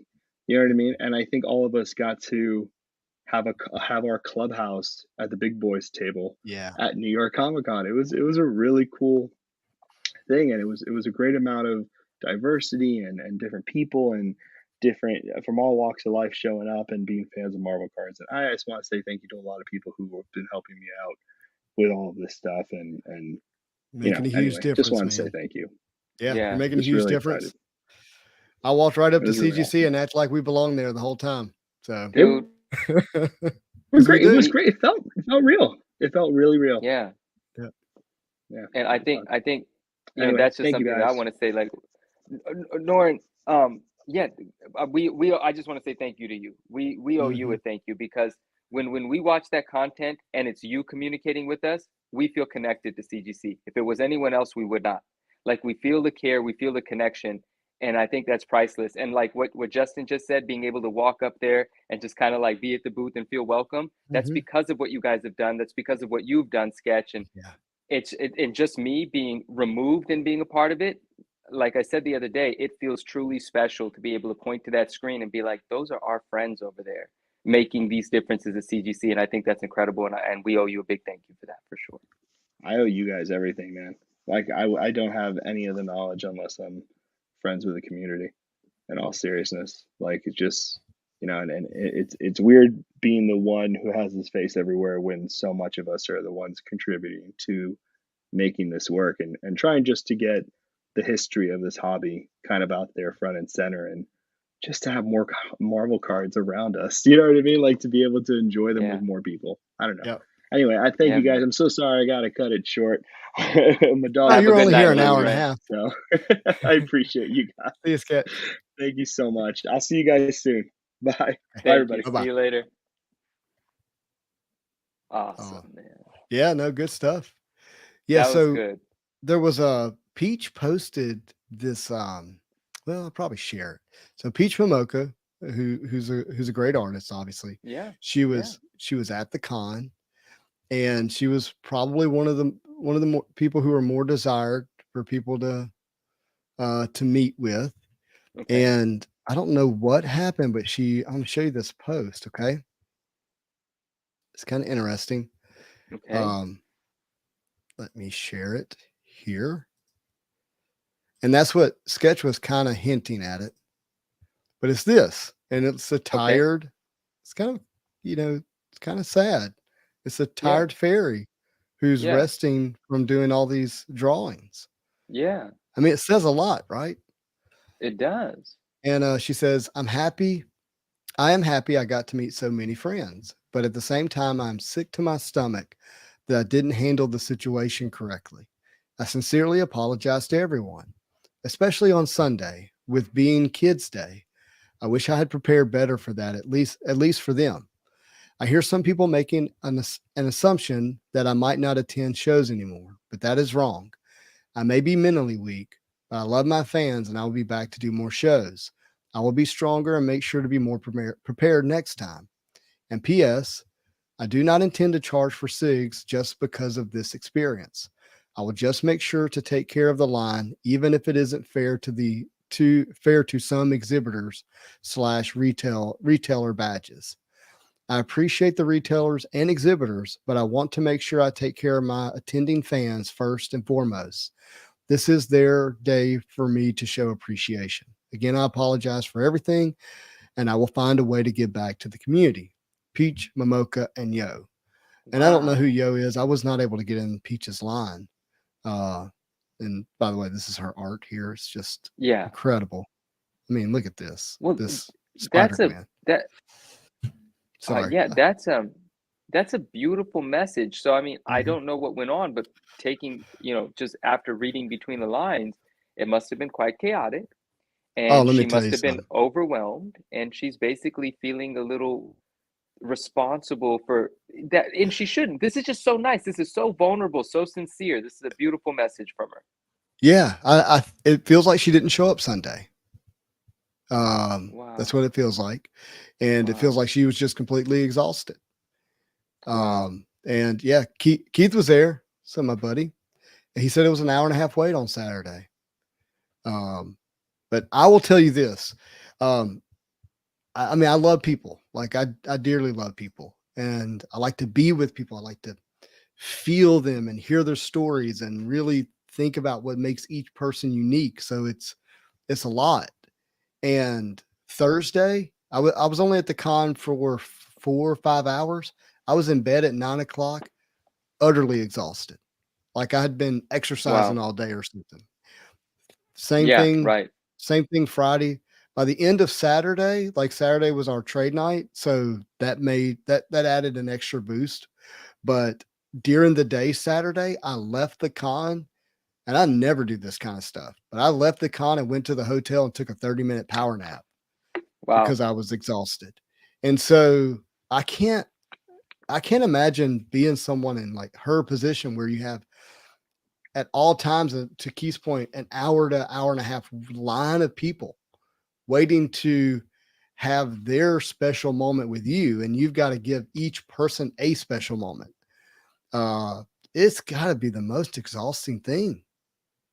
And if you're not a people person, like you're the kind of person that likes to be behind a pencil for hours at a time, not talking to anyone, like generally not a people person if you're an artist, right. And I know some artists are, but a lot are not. And so anyways, I can see how somebody would say, I can't come back Sunday, like I'm done. And again, I don't even know if that's what happened. I'm just, again, reading the in between the lines saying, since that was Kids Day and, didn't get to do that, like, how that might make her feel. But yeah. And you can tell she's a very kind person. She felt what others may have.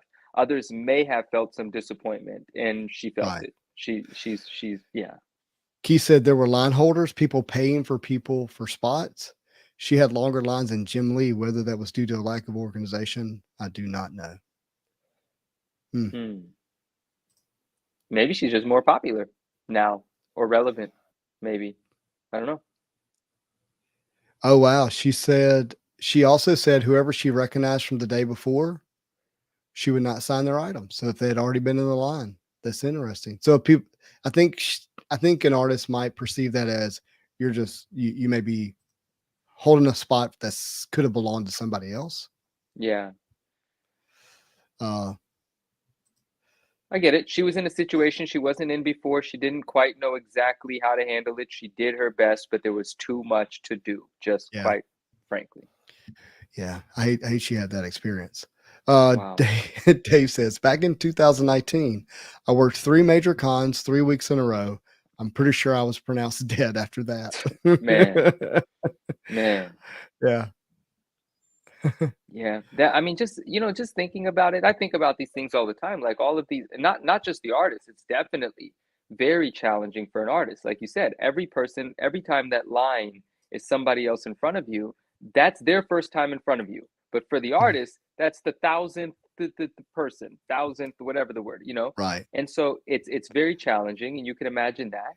And I also get a little bit of anxiety just thinking about the vendors that are always loading up all of their precious books to take to these shows, right?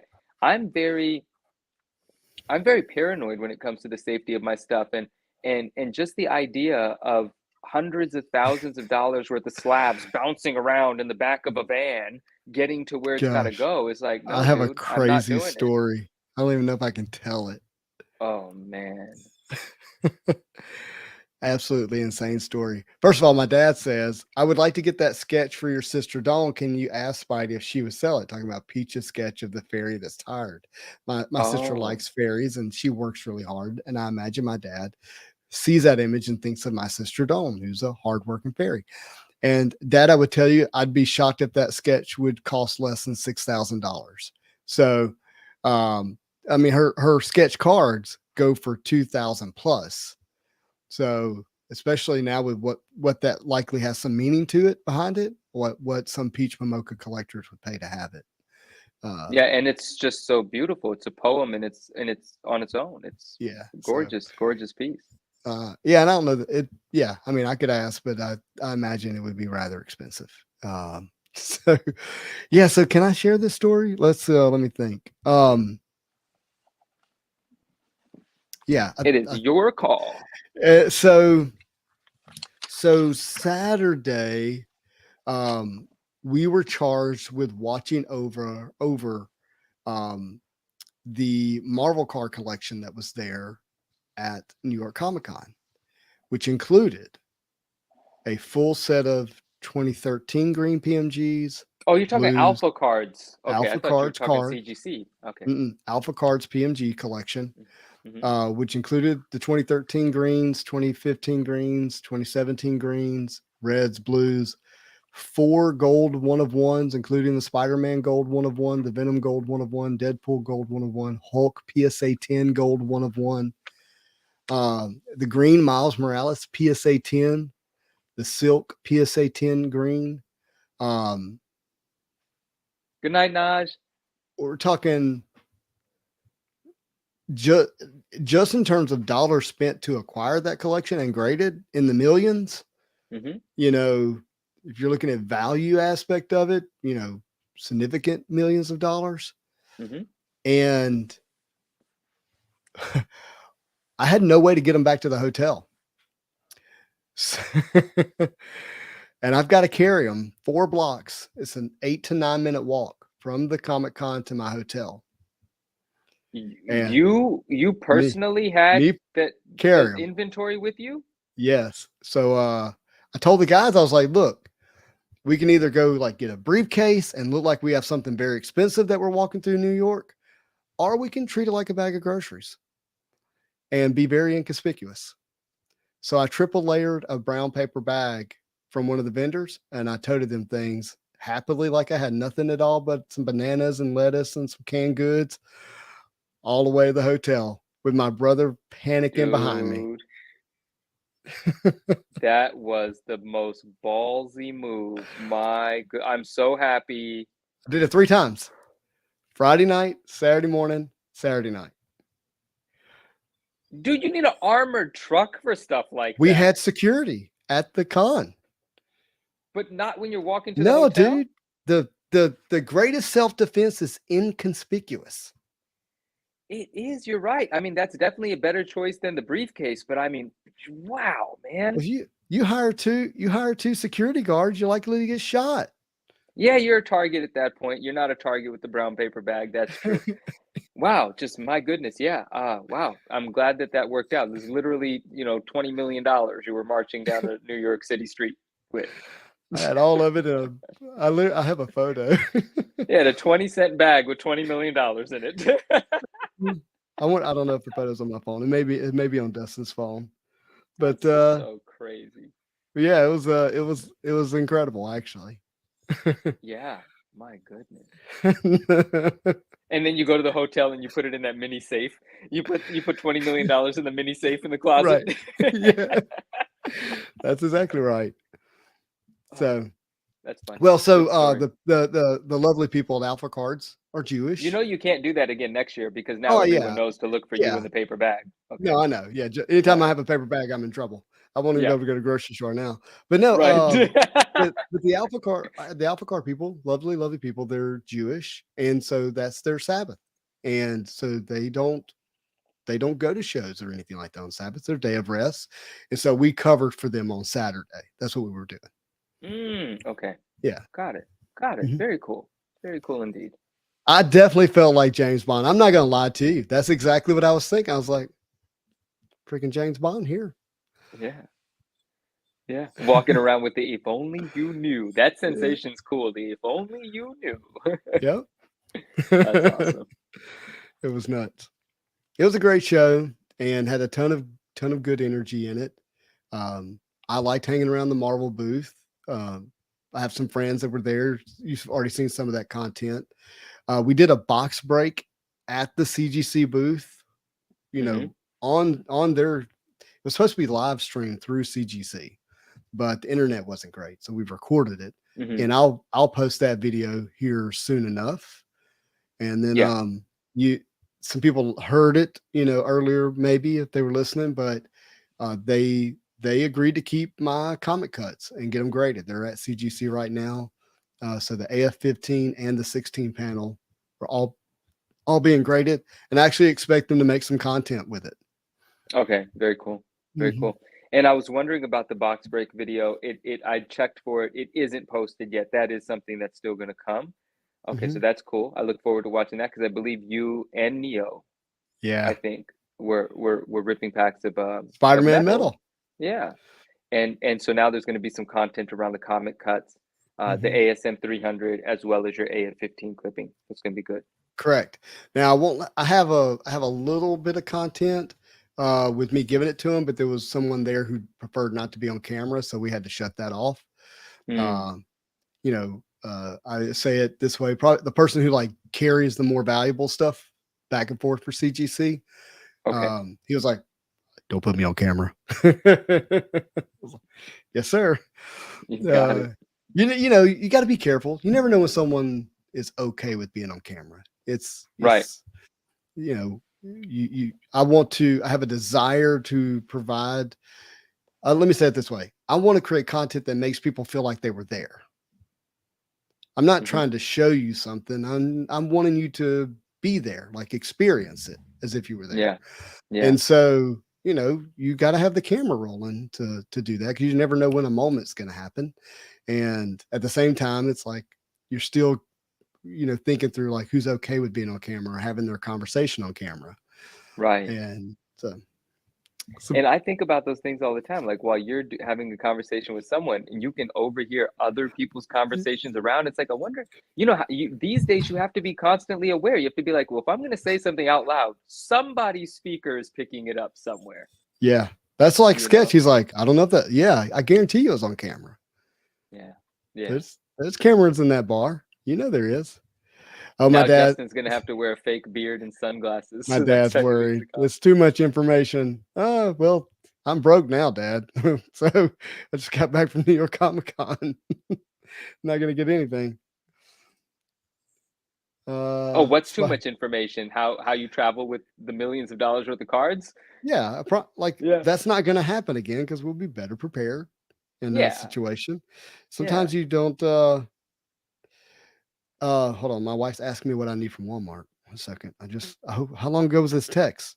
It was an hour ago. Never mind. It's too late. She's in the living room now, Justin. That's funny. I need black hoodies because I gotta print this brand on it so Aoki doesn't find out what I did. I'm sure he'll be okay with it. He's not. I'm just teasing you. That'll be fine. So he says he sent me a message. Oh, that's funny. What does that thing say? I know the meme. Man, I do not get a kick out of that meme whatsoever. But what is when you see Spidey hits with a brown paper bag, walking with a brown paper bag. Yeah, right. That's funny. Oh man. Yeah, now Justin's gonna have to wear fake beard and sunglasses. Well, I can't grow a beard, so that would throw. Who sent you that? I don't want to offend anybody. It's a funny meme. It's a funny meme. In Collector sent it. Oh, my man. Mr. Collector. All right, cool. Returner badges go on sale this weekend for San Diego Comic-Con. Any idea how soon after that for first timers? I don't know. I am working on my badges, but it's through someone who's going to be there with a vendor. So I'm really hoping that works out. What's a returner badge? I think if you've been before, you get access to it a second time, is what it sounds like he's saying. And then after that, it's for first timers. San Diego Comic-Con already happened. So you guys are talking about for next year? July next year, I believe. Mm-hmm. July next year. Okay, cool. San Diego Comic-Con is one of those things you have to plan for this far in advance. Yeah, it makes sense. Now I'm starting to realize that for sure. Mm-hmm. It sounds like New York is similar as well. Well, I mean, look, you're closer to San Diego. I am. I certainly am. There's a possibility I make it there. Maybe. Non-committal. I got it. Yeah, I have a big problem with committing to stuff. Yeah. But new commitments, not gonna happen. It doesn't. That's not true. Here we are on episode 27. Listen, are we controlling this, Justin? That's the question. Are we controlling this? This is, come on, man. The universe. Come on. Yep. I did not commit to this. It was part of our life from the moment it just did. Here it is. I love it. What are you gonna do? I don't decide on Tuesday whether I'm gonna show up for this or not. I'm here. Man. We're here. Knock on wood. Yeah. Love it. To the extent that I am mindful of the fact that my daughter, who has not been home since we moved her out on August the 13th, arrived home about an hour ago. Oh, dude, what an amazing evening it's going to be. Yeah. Wow. So I won't be doing 3 hours tonight. so I All can right, see we'll be wrapping it up soon, so man. I We'll can be see wrapping her. it up soon. Manu would leave his skin and run away from the San Diego Comic-Con crowd. I probably would, and I'd be one of the people avoiding all the cameras and stuff like that. Like I'd be that person. Maybe I'll go in a mask. I'll go in cosplay. No one will know Oh, I'm there. hey, Dad, look. All right, I'm just going to be real.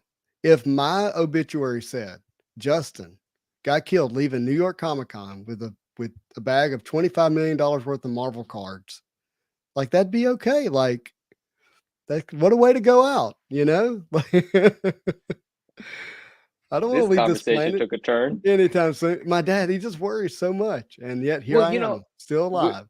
not to turn it into super serious conversation or anything. I get where he's coming from.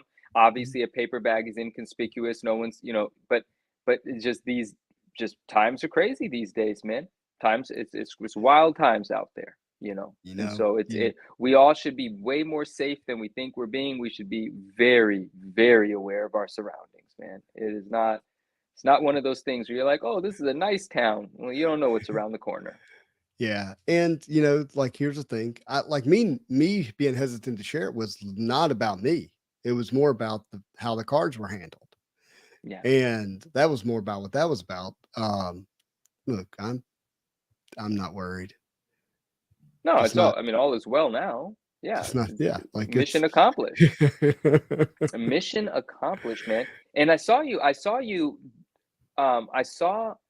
I think it's day 1, part 2. No, maybe it was day 2. It was the day 2 video where you did, there was some nice coverage of the alpha booth, the alpha section, and all of the cards, and you communicating with a couple of people that were interested, but not well informed. And they were quickly well informed, and they were like, wow, like, yeah, that was, that was a good time, being able to be with people who, walking up and they're seeing this and immediately they go, wow, this looks really special. And then we start talking about, what might make it special. And then there were people who had heard about these cards and wanted to understand like what's really true, what's going on. And all those conversations were really good. There were some other cool conversations. So that was day 2. So Thursday was day 1, Friday, day 2. And I did, there's actually going to be a part 2 of Friday, but I think I don't think I'm going to call it part 2. I'm going to just call it a segment of things like the Artist Alley. That's going to be a segment. And then there'll be Saturday, which will be day 3.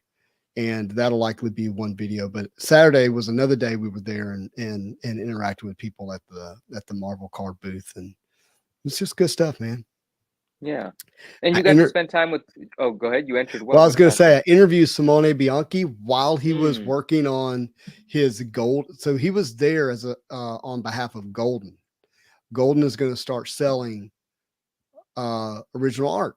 That's what I suspect. Was Golden there? Was like Golden Ken Golden around? Did you see Ken? I didn't see Ken at all. I just I saw the Golden booth, and Simone was actually, he started and finished a Doctor Strange piece at New York Comic-Con. It's going to be auctioned off as the New York Comic-Con exclusive Doctor Strange from the Golden booth. And I interviewed him. It was a beautiful interview of him talking about a lot of good stuff. And I'm actually going to put that in the video. And later on discovered that the audio wasn't working at all. So I got this video, but no, you can't hear it. It was just the Bluetooth stopped on the lapel mic to the camera. Okay. And so, but anyways, it was I'm gonna have to do some voice overlay to talk about what he's talking about. He's talking about his process of what it's like for him to create the art.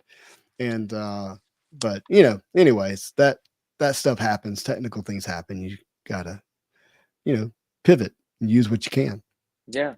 It'll be some B-roll now instead of the premiere footage that I thought it would be. And in terms of like the auction folks, you also spent some time with, is it called Metropolis, or is Metropolis a part of a different auction house, or is that auction house called Metropolis or Metropolitan? I remember we were trying to figure out, is it Metropolis or Metropolitan? We were discovering that Superman is actually Chicago and not New York. Right. It still blows my mind to this day. Right. I don't know that I was paying attention to the name of the booth, so you may have noticed that, and I didn't notice. But you're Okay. talking about you're talking about the high end Yeah, comic book booth. it was one of the auction houses, one of the higher end ones where Mhm. the head honcho is the face of the business, and he's usually making pieces in media. And he was fascinated with your AF-15 cut. He said, "That's fascinating. May I see it? May I take a picture of it?" So on and so forth. Right. Story gets That story gets pretty interesting even after that. is it a story that you're going to share with us here tonight? I'm gonna share. Yeah, I'll share part of it, but I don't want to give away the big Okay. part. So, Okay. I got to interview Matt Nelson, the president of CGC, Head grader. and head grader, Mhm. and I whip out the AF-15 comic cut, and he goes, "Oh yeah, my buddy sent me a photo of this already." So that guy who you're talking about took a photo of my card, And sent it to Matt Nelson. sent it to who knows who, Mhm. like friends, and Matt Nelson is obviously one of them. Mhm. And they were already having a conversation about it. Mm. So it just fascinates me that people who are around. I mean, we're talking about there were 4 AF-15 comic books in that booth. There was Superman 1. There was I'm pretty sure there was a Detective 27 comic book in there. Like we're talking about high end, big time books, Mhm. right? Big boy Mhm. books Mhm. that this captured their attention and they wanted to talk about it. And whether it was, high, low, good, bad, whatever, I don't know. But I ultimately asked Mr. Nelson, what do you think about cutting up the AF-15 to make it into a licensed, comic card, Marvel card, produced by Upper Deck? And I have his response on camera, and I'll be sharing that video. Ooh, that's exciting. Yeah. That's really exciting. I had no idea that you communicated with him, so that's going to be fun for me to hear more about and watch that video. One of the thoughts that one of the thoughts I have when you say that is Mhm. just whether for better or for worse, how small the community at the top is. Oh, yeah. Yeah. The world is tiny. I mean, the world's 5 people when you talk about the top of this pyramid. Right. Right. That's crazy. Yeah, and I don't know them. I'm not in that group, obviously, but it was nice to just run in and have them react to my little card. I thought Yeah, that was yeah. fun, and It, uh, it was, and then you had your 300s with you, your comic clippings, and you were like, no, I'm not going to open these up right now. They're like all packaged up. mhm, These are going to be whipped out in a different place, but so that's really cool. So he found it fascinating, and he texted it to his peers, yeah, people that whose opinion he respects or conversations that he wants to have, and it's going to be interesting to see what we see pop up at that auction next. mhm, Yeah. sure. Okay, this might be my favorite comment of the night. Oh, what is it? I think it's awesome that they trusted you with those gems. It's not a bad thing at all. Just really cool. Okay. Yeah, like for someone to have had an experience of me over the last year to say, "Oh, we'll just leave this with Justin." Oh yeah.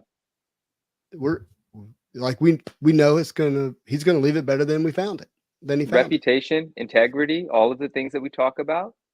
And they got exactly what they expected. And to me, Yeah, that is worth more than money, right? absolutely. And so Absolutely. that's cool.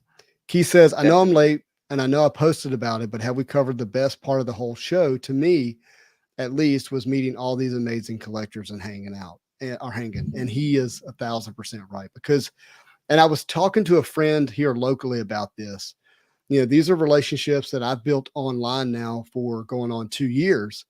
And it's funny, Keith was at the Simone Bianchi breakfast. Okay. And so we have to be at this hotel that's not at the con because technically this was not a part of New York Comic Con. This was something separate of New York Comic Con. It just happened to be arranged around it. And Mhm. so we're like 13 minutes away walking from the con at this hotel. And I walk up and I'm on the phone and I knew this was going to happen. I knew I was going to be on the phone. I was going to see somebody I knew and I was going to be doing that weird, hey, I'm on the phone. You know what I'm talking about? Yep. I knew it was going to happen, but I needed to have this. It was a conversation I needed to have time wise. It was important.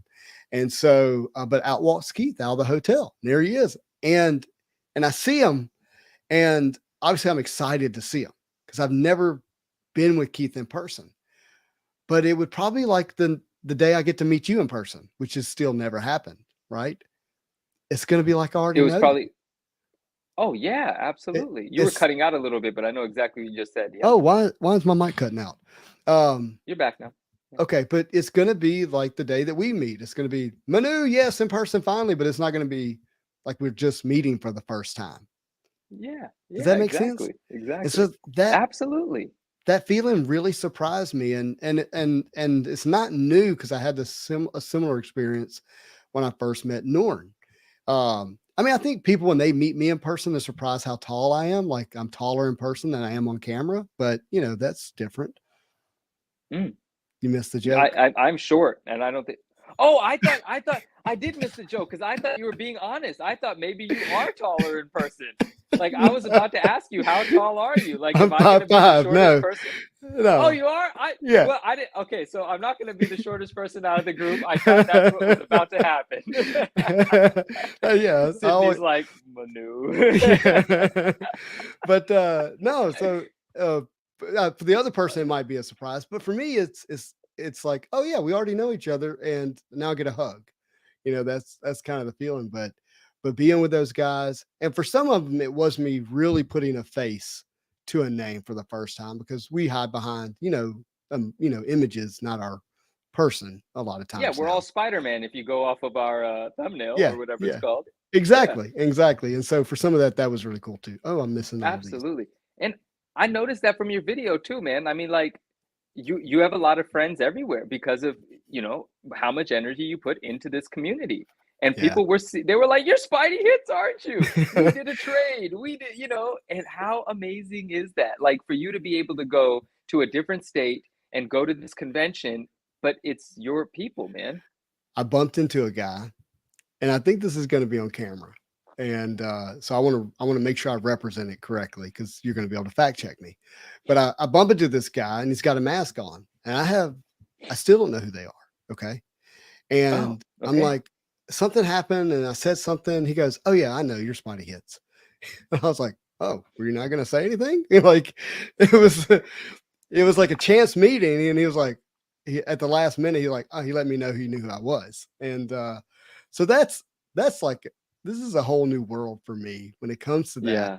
and I feel at a Yeah. huge disadvantage because I'm putting my face out for people to see it on a regular Yeah. basis, Yeah. and I don't get to see their face in return. You don't know who knows who you are already. Don't. That's an interesting thing, man. And I feel Very interesting. compelled to know them. I feel compelled to be able to recognize them and remember their names and all Yeah. this cool stuff. Yeah. And like Webby here, see, he says, I was actually happy we were the same height. Love it. Awesome. I'll tell you Awesome. what, Webby, you are perfectly made. Like, you don't, people don't get to decide how tall they are. Could you imagine how tall men would be if they could decide how tall they are?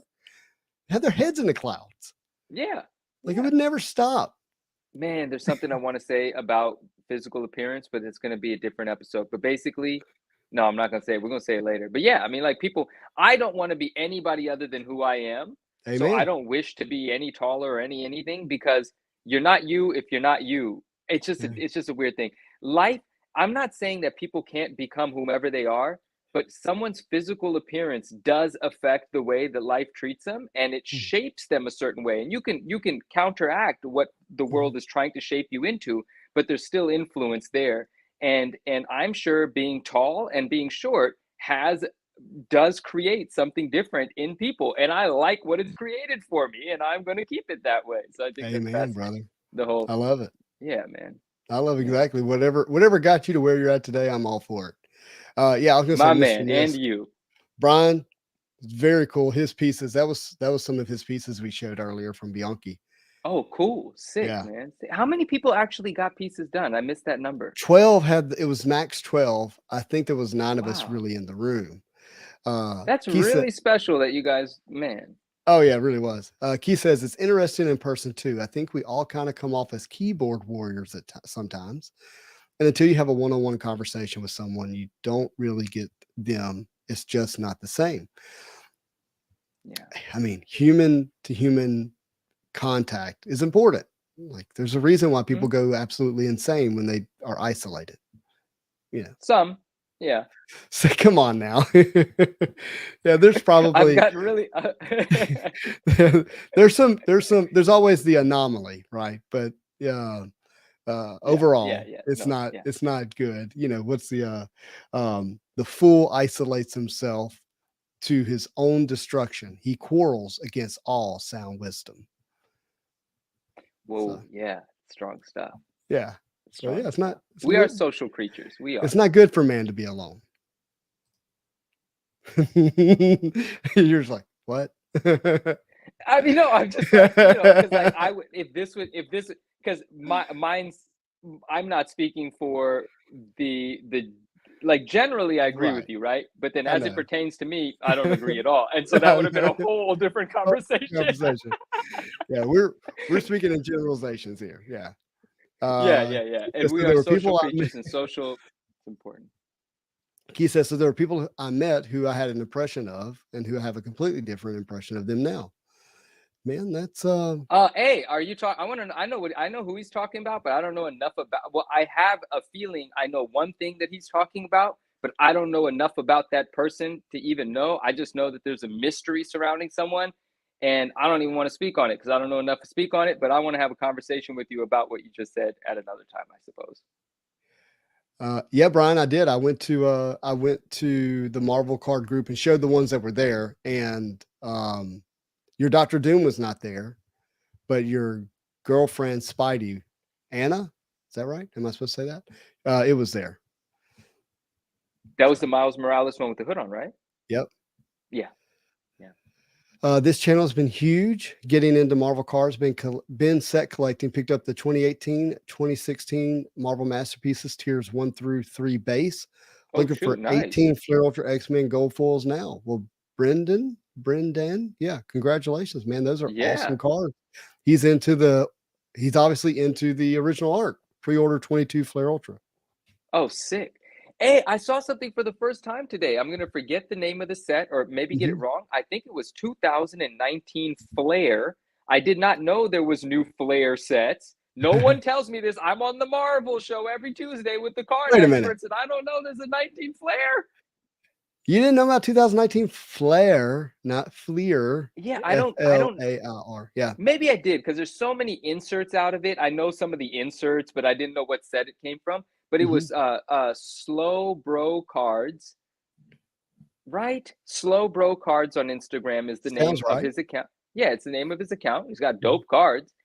And he showed one today, a Venom card from 2019 Flare from the base set. It's like, it looks like a green sketch card. It's super beautiful.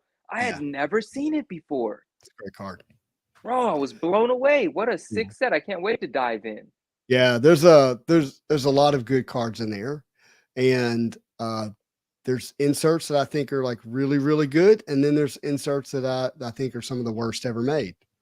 Okay. Yeah. Okay. They have a totem pole insert.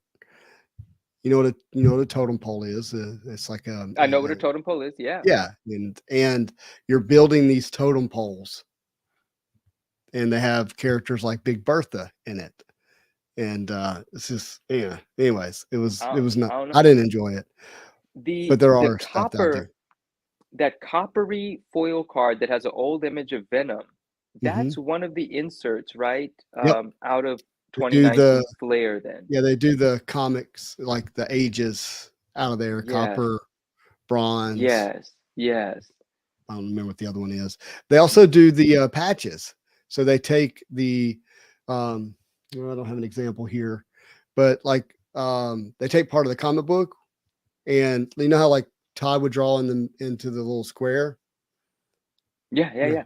They take like that portion or the portion by the money and the date, year, the month, that printed, box, whatever that box issue is printed, called, that box, and they'll make it into this kind of flare piece is what they call it. Pieces of I think flare. I might have seen some of those. Yeah. But my favorite is the stained glasses out of that, mainly because I hit the out of 20 Spider-Man stained glass, which is a super short print.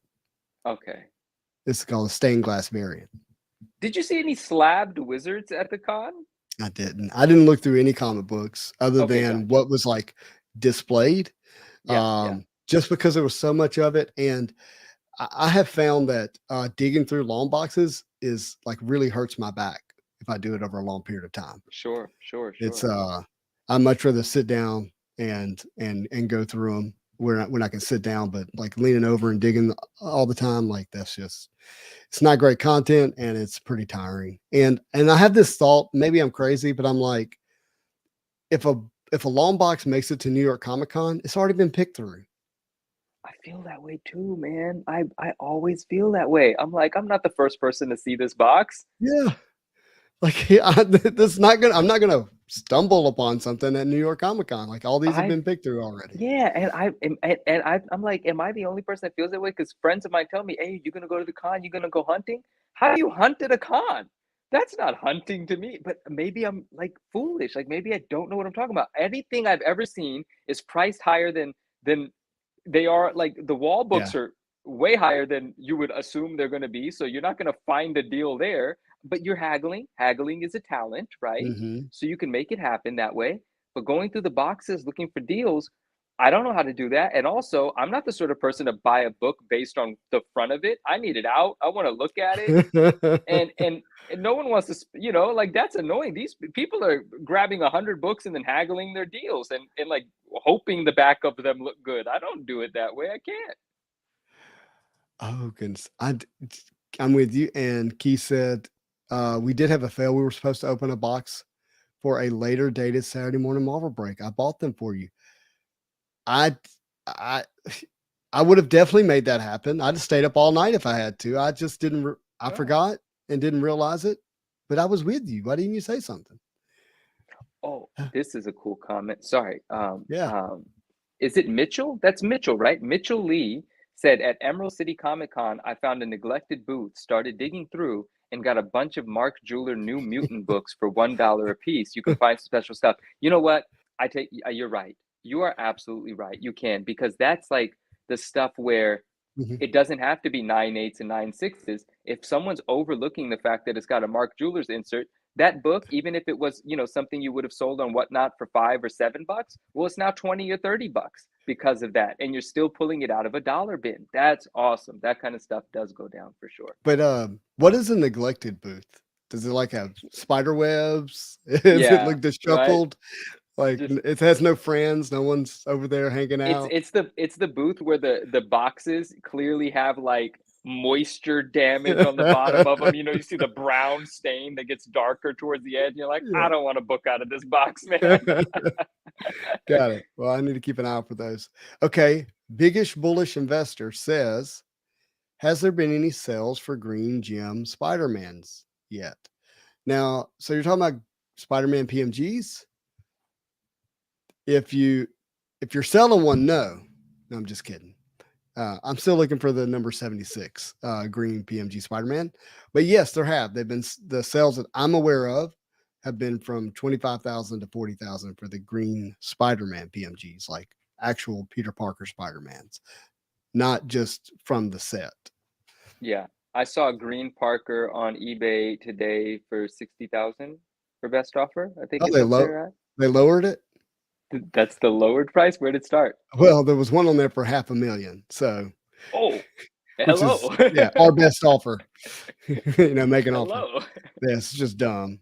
But Keith says, I didn't realize you were leaving Sunday, so I figured we would get to it. Oh yeah, I left the hotel at 6:30 a.m. My flight was at 8:30. Man, I feel like what I said about hunting at a con is like going to be such an unpopular thing to say. I'm sorry, guys. That's just, I know there are treasures found at cons. I shouldn't have even said that. I have friends that find dope stuff going through boxes. I know it happens. I'm sorry, guys. Yeah, I'm just thinking through the odds of it. Yeah. That's just what I mean. I'm not saying it's impossible. I'm just saying it's unlikely. And it's a talent, right? Mm-hmm. The folks that are collecting and they're hunting in that way, they're trained. They know every key. They know what they're flipping through. I'm gonna miss 100 important books. I don't. Yeah. Here's 10 where books I look for. Here's the thought that I do have is if people are lazy, and I think generally speaking, people are on the lazier side of things. You see what I'm saying? Like not on the other side of like doing the extra due diligence. I'm not saying they won't do the work to get to the con, but they may not do the work to constantly be cycling through all of their books to make sure that whatever's like the next hottest thing isn't in there. You see what I'm Oh, saying? right.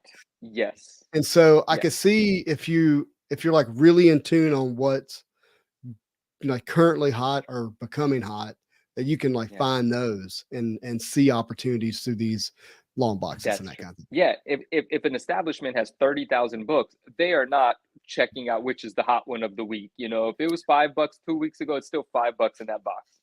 Which sadly, we do know what happens is, and I've had this happen to me, and I'm The not a price fan of it. change at the counter. At the counter's like, hold on, let me check the price. Like I did, like I literally spent, I'm thinking of one store in particular, I probably spent an hour and a half.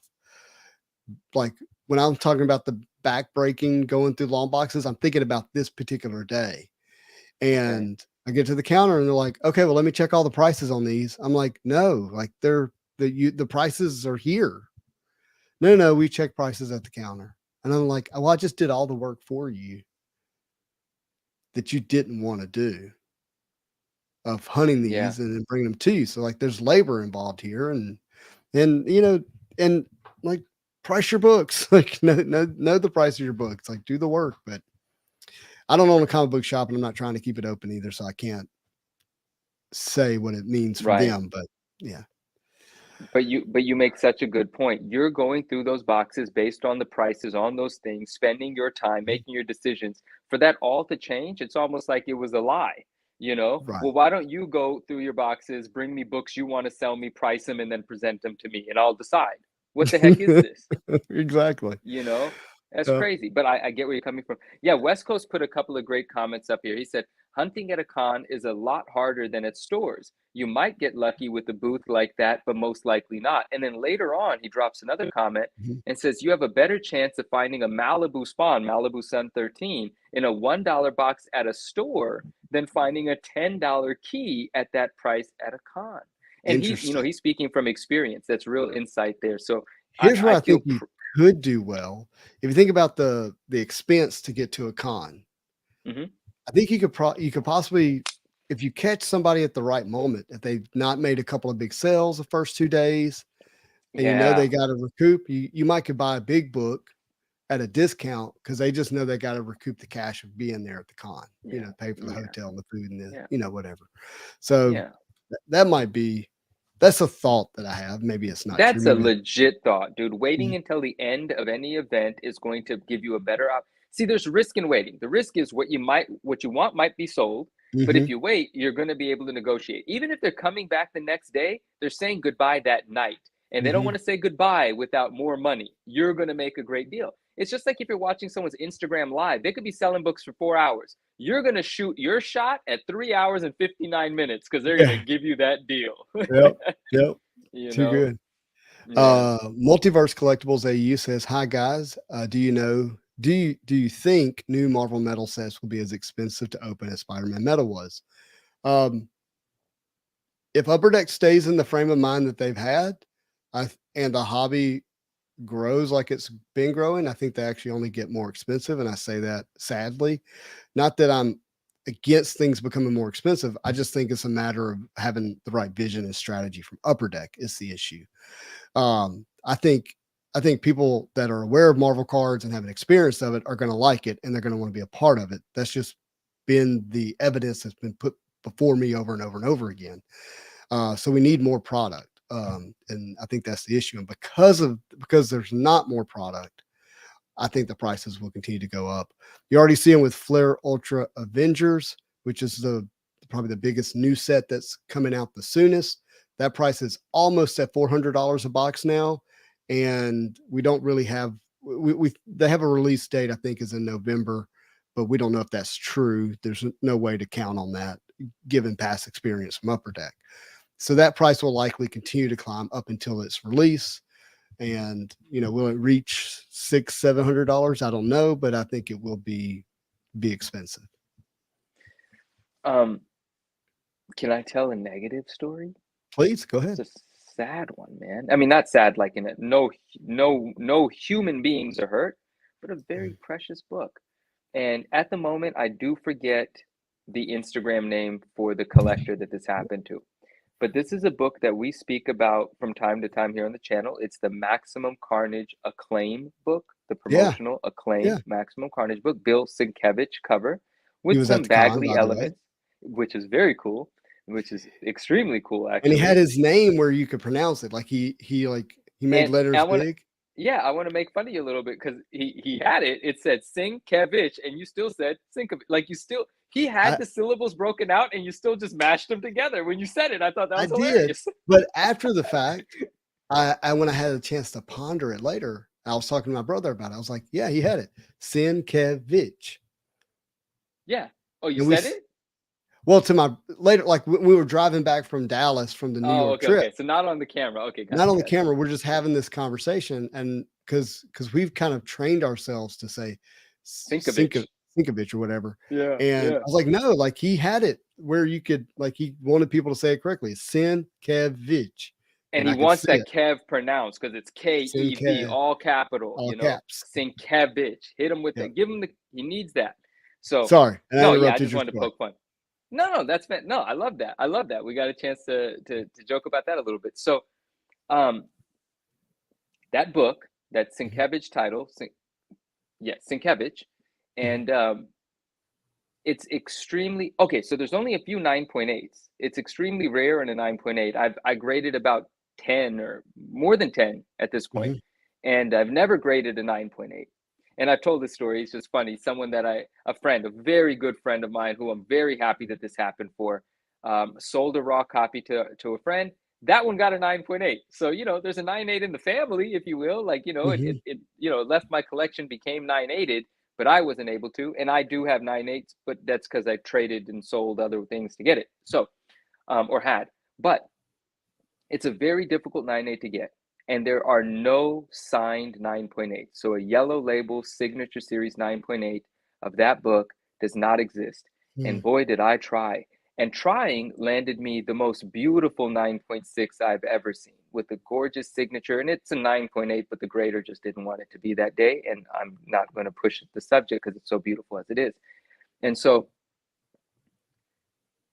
it was just something we tried really hard to do, and it didn't happen. And somebody on Instagram, a collector who's also on YouTube, I forget the name, submitted 2 copies to a Sienkiewicz signing. And after the signing, they were going to get graded. One of them came back a lower grade. One of them came back a 9.8 signed by Sienkiewicz. Wow. The lone 9.8 of that book. Now, that book in a 9.8 can sell anywhere between $3,500 and $5,500, depending on how beautiful the 9.8 looks, because not all 9.8s are created equal, and who's there with the money at that point in time. Like, there's one on eBay right now that's been up there for $4,200 for a long time, and it doesn't sell. One of the reasons it's not selling is it's a beautiful book, and no disrespect to who owns it, but this is just collector's truth. All the pages of the book are hanging out the bottom of the book. There's a few millimeters of pages you can see. And it's like bright and bold, like there's all the pages just at the bottom. I don't want that copy if I'm going to spend $4,500 on it, right? And I've sold 9.8s of that book for over $4,000. I know what they're worth, but not all 9.8s are created equal. If a signed 9.8 were to go on eBay, that's easily a $5,000 book, if not 6, 7, or 8,000, because it just doesn't exist. And here's where this story takes a negative turn. In shipping, coming back from CGC, the book is so thin that not all of CGC's inner encapsulations hold it well enough. And CGC sometimes uses these wedges. If people buy or grade enough, they see inconsistencies in how books are slabbed. There's 2 different sorts of inner encapsulations within the case. If you buy or grade enough, you start to notice the differences within the inner well. And then there's also these plastic wedges that they use to push the book into certain directions to keep it from moving around. I have this book graded. I've seen it graded with and without wedges. But for this particular 9.8 signed, the only one, they use 2 wedges, one wedging the bottom up and one wedging the other side. Well, in shipping, this book moved enough to be pushed into the corners. The corner is jammed in. The top edge is now curled over. It's no longer a 9.8. It's one of the rarest books you can get signed by Sienkiewicz. It's one of the rarest Carnage collectibles out there.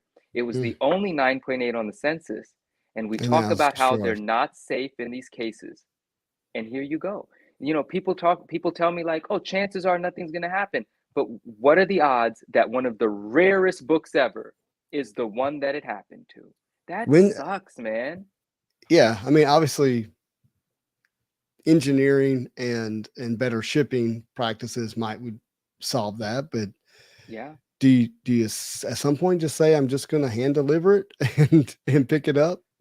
Man, Like, it's if it's got a certain like Alonso did with his AF-15 cut. He said, mhm, "No, I'm gonna go there myself. I'm not mailing mhm. this thing anywhere." But we don't all have that ability. I live, Yeah, we don't all live on in the other Florida. Yeah. exactly. And so, Oh, that's tough. he's really kind and polite about it. I stumbled upon the post. I don't remember how. This happened a few weeks ago, and on the post I said, "Man, I'm so sorry. Keep us posted." And he said, "In about a week, you should hear back." He is working Mhm. with CGC, but the resolution. I mean, if it can press back to a 9.8, great. That's cool. But if it Right. doesn't press back to a 9.8, what is the resolution? Mm, yeah, I think you have to allow a collector like that to give a book that they desire that's equivalent and is special to them, and Yeah. CGC has to replace it. I mean, that would be the Yeah. obvious. Just giving the money doesn't necessarily do it because you can't necessarily recreate something that's that special to you, even though the value may be the same. Yeah, he mentions in the post. He said, yeah, it's damaged, but he was like, I still love the memory. I had this signed myself. Like, Mhm. and it's so cool how he found that book. He bought a collection, and there was one bag and board with 3 books in it, and they were video game related books. The first book had no value, and behind it were 2 copies of this Maximum Carnage book worth thousands of Wow. dollars each. How special is that? Very cool. So Oh, anyway, we got just wanted to tell that story. Yeah. Yeah, so back to biggish bullish investor. He said ran across someone who stated they sold their green Spider-Man PMG 6 of 10 for 50,000 on ComC. I actually think that was 40,000. I'm not attempting to correct you. The sale that I'm aware of on ComC was 40,000. So I have not heard of the 50,000. So maybe it was a different one, which could be true, but I do think it's the 40,000 one.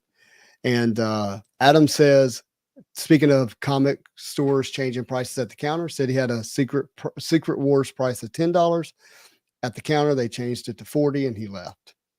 Yeah. What are you gonna do, dude? You didn't bring it to the counter to pay 4 Mm-hmm. times the amount. Like, Yeah. yeah. M Collector remembers finding a Betty and Me issue 16 hard to find. Said $25. I get to pay for it, and the dealer tells me it's marked wrong, and he would not sell it to me. Biggest heartache ever. Oh, well, Headache ever. You're like, oh, dang. not for sale. Sorry. Yeah, that's not even a price change. That's wow. Yeah. All right. This is interesting. Simon Parker says, I was lucky to pull the Marvel Metal Green Gems 164, which is a Spider-Man card, if I remember correctly. Okay. 2 of 10. I was wondering if I should have the card graded. The question of having the card graded really depends on how it's going to grade. So that's a difficult one to answer. If I have a green PMG that's going to grade a 7, I'd rather sell it raw personally. Sure. If it's going to grade a 9, then yeah, you might want to wait till you have it graded. Are you going to be able to get a lot more money for it? Probably not a ton. Just because just in the idea that you're going to be able to sell it more than raw. There's just not a ton of buyers out there paying 25, 30, 40, 45,000 dollars for them, to the point that they would pay an extra 10, 15, 20,000 premium for the 9. I just don't know that exists. Maybe it does. I Mm. just don't think so. So if I'm thinking through the risk, unless I'm a grader and I know how to look at a card properly, I'm probably selling it raw if I'm able to get a number that's within the comps of what they're selling for.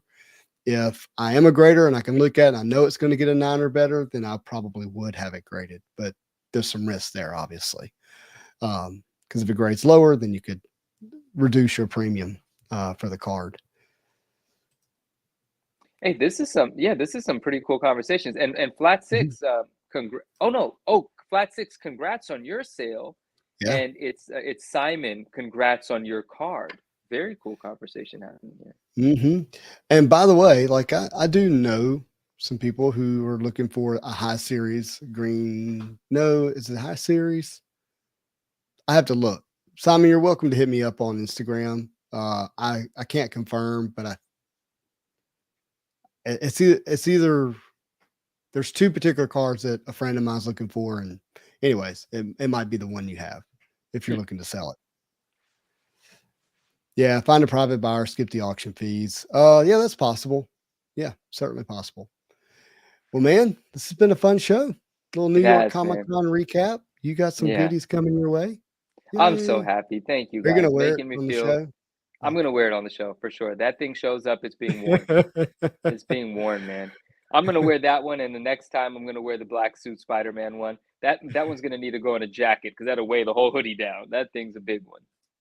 Yeah, absolutely. Oh, speaking of Aoki, this was an Aoki shirt, which I rebranded Spidey Hits.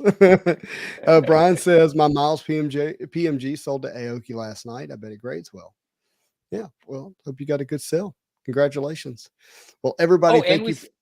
Oh, no, go ahead. No, we saw hashtag PAX earlier today. I just wanted to mention that did make it into the chat. I put it up when it happened because you did? Okay. It's still. So by the way, that shows up in the comments and not live videos. I love it.